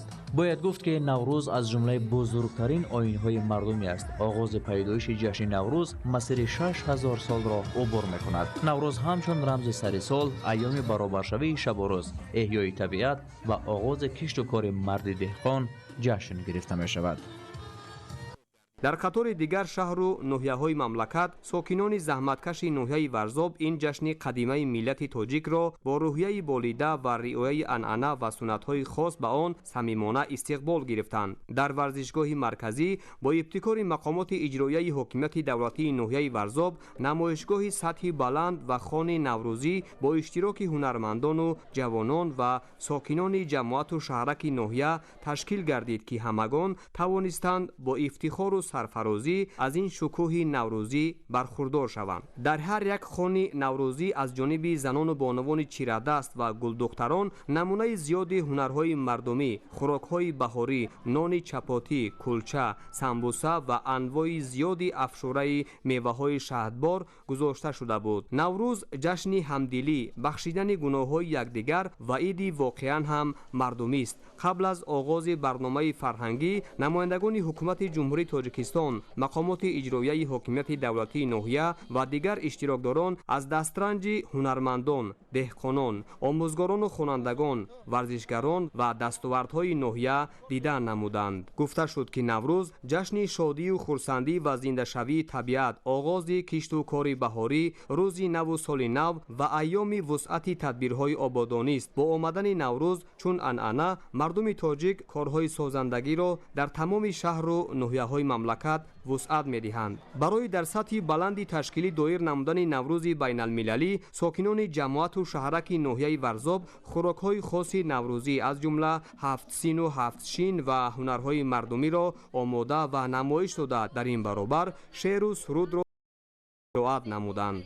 наврӯз дар баробари эҳёи табиат ҳамзамон ба дилҳои хурду бузург шодию сурур мебахшад. маҳз ба фасли зебои сол ва оғози кишту кори деҳқон рост омадану таҷассуми анъанаҳои нотакрори наврӯзӣ ба монанди суманакпазӣ, хонарӯбон, бозиҳои наврӯзӣ ва сайри наврӯз ба ин ҷашн ҳусну таровати тоза зам намуда онро миёни дигар миллату қавмҳо маъруфу маъмул гардонидааст. дар чорабинӣ бо шукӯҳи ҷашни наврӯзӣ намояндагони мақомоти иҷроияи ҳокимияти давлатии ноҳияи варзоб таъкид намуданд ки зинда кардани тамаддуни аҷдодиамон ва ба ин васила бори дигар ба тамоми олам муаррифӣ намудани арзишҳои миллии мо ва ҳифзи ин арзишҳо кору пайкори доимии фарзанди бароманди халқи тоҷик, пешвои миллат, президенти ҷумҳурии тоҷикистон муҳтарам эмомалӣ раҳмон гардидааст ки ҳар яки мо бояд ба қадру манзалати он бирасем. намояндагони ҳукумати ҷумҳурии тоҷикистон зимни суханронӣ таъкид намуданд ки аз наврӯз то ба наврӯз соҳаҳои иҷтимоиву иқтисодии ноҳияи варзоб бесобиқа рушд намуда шаҳраку деҳоти он ободу зебо гардид. дар соли 2024 ва 3 моҳи соли 2025 бо дастгирии мақомоти иҷроияи ҳокимияти давлатии ноҳияи варзоб сокинон ва соҳибкорони ватандӯсти ноҳия бо ҷонибдорӣ аз сиёсати бунёдкоронаи сарвари давлат муҳтарам эмомалӣ раҳмон ҷиҳати сазовор истиқбол намудани ҷашни 35-солагии истиқлолияти давлат давлатӣ иншооти таъиноти гуногун бунёд гардида барои сокинон шароити мусоиди кору хизматрасонӣ фароҳам оварда шуд. иштирокдорон ҳамзамон қайд намуданд ки маҳз дар замони соҳибистиқлолӣ наврӯз чун ҷашни қадимаи миллӣ дубора эҳё гардида он бо иқдому ташаббусҳои пешвои муаззами миллат муҳтарам эмомалӣ раҳмон мақоми байналмилалӣ гирифт. наврӯз таҷассуми гиромидошти муқаддасот, суннату анъана ва фарҳангу тамаддуни қадимаи миллати тоҷик буда марҳилаҳои ташаккули таърихии он ба ҳайси сармояи маънавии миллати тоҷик ва оини баргузидаи башарият, ҷашни эҳёи табиату оғози соли нав, шодиву сурури ҳамагонӣ, бузургдошти дӯстию бародарӣ ва ваҳдату якпорчагӣ, суннату оинҳои мардумӣ, орзую ормонҳои умумихалқӣ ва арзишҳои дунявӣ маънидод гардид. саҳнаҳои ҷолиб, суруду таронаҳои дилнишин ва рақсу бозии ҷавонону наврасон базмгоҳро пуршукӯҳ намуд ва боиси болидарӯҳии кулли иштирокдорон гардид. дар маҷмӯъ наврӯзи байналмилалӣ дар ноҳияи варзоб бо шукӯҳ ва мутобиқ ба завқи иштирокдорон доир гардид ки дербоз дар хотири ҳар як нафар нақш мебандад. имрӯз сокинони ноҳияи файзобод ҷашни аҷдодии мардуми кӯҳанбунёду тамаддунофари тоҷик наврӯзи аҷамро бо риояи суннатҳои мардумӣ, густурдани дастархони идонаи иборат аз ҳафтсину ҳафтчин, омода кардани таомҳои миллии суманак ва ташкили мусобиқаи варзиши гӯштингирию бандкашӣ наврӯзи байналмилалиро таҷлил намуданд. гуфта шуд ки наврӯзи байналмилалӣ ки бо ташаббуси тоҷикистон ва ҷаҳду талошҳои пайвастии пешвои миллат президенти ҷумҳурии тоҷикистон муҳтарам эмомалӣ раҳмон ҷаҳонӣ гаштаву имрӯз дар саросари олам таҷлил мегардад. наврӯз дорои хусусиятҳои хоса аст ва хурду бузург омадани онро бесаброна интизорӣ мекашанд. барои бошукӯҳ таҷлил намудани он ҳамаҷониба омодагӣ мегиранд ва ин ҷашни фарҳангиву оини мардумиро дар сатҳи баланд истиқбол карда хушҳоливу хушнудӣ менамоянд. ҷумҳурии тоҷикистон макони аслии наврӯз аст ва дар ин макон ин ҷашни мубораки ниёгон бо шукӯҳи шомати хоса таҷлил карда мешавад. барои мо тоҷикон ва кулли мардуми ҳафзаи тамаддуни наврӯз боиси ифтихор ва сарфарозист ки ҷашни аҷдодӣ ва кӯҳани мо соли 2010 аз ҷониби Созмони Милали Муттаҳид ҳамчун ҷашни байналмилалӣ эълон гардид ва ҳамасола рӯзи 21 март дар саросари сайёра ин санад чун ҷашни зебоӣ, оғози сол ва бедоршавии табиат таҷлил карда мешавад. албатта ин дастоварди арзишманд натиҷаи заҳмату талош ва пайгириҳои пайвастии роҳбарияти олии мамлакат ба шумор рафта барои мардуми ин кишвари бишитосо имконияти хубе дар самти эҳё ва ҷаҳонӣ кардани анъанаҳои мардумӣ ва муаррифии онҳо ба мардумони дигар кишварҳои олам мебошад. дар базмгоҳи наврӯзӣ ҳамаи ҷамъиятҳои деҳоти ноҳия иштирок намуданд ва дастоварҳои худро ба намоиш гузоштанд. аз наврӯз то наврӯз кишоварзони ноҳияи файзобод ба дастоварҳои зиёд ноил гардиданд. дар чорабинии бошукӯҳи наврӯзӣ намояндагони ҳукумати мамлакат ва масъулини мақомоти иҷроии ҳукумати давлати ноҳияи файзобод иштирок карда зикр доштанд ки бо шарофати соҳибсоқолии мамлакат ва сиёсати хиратмандони пешвои миллат президенти ҷумҳурии тоҷикистон муҳтарам эмомалӣ раҳмон расму оин ва суннатҳои миллӣ аз нав эҳё гардида миллати тамаддунофари мо ҷашнҳои милливу давлатӣ бахусус наврӯзи фархундапайро бо ифтихору сарфарозӣ дар сатҳи баланд ҷашн мегиранд. бо таҷлили суннатҳои гузашта ҷашни байналмилалии наврӯз ҳамчун иди густариши сулҳу субот, ваҳдати миллӣ, якпорчагии тоҷикистон, дӯстию рафоқат ва меҳру шафқат арзёбӣ мешавад. барномаи рангини консертӣ ки аз ҷониби аҳли ҳунар дар ноҳияи файзобод ташкил гардида буд пурра ба фасли баҳори нозанин ва наврӯзи оламгир бахшида шуда буд ва суруду таронаҳои иҷро гардида таҷассумгарии тинҷиву оромӣ ва рушду тараққиёти мамлакат ва осоиштагии сокинон буд ки писанди ҳамагон гардид. бинандагони гиромӣ, дар ҳамин ҷо нашри муфассали барномаи иттилоъоти ахбор ба анҷом мерасад. беҳтарин хушиҳои зиндагиро бароятон таманно дорем.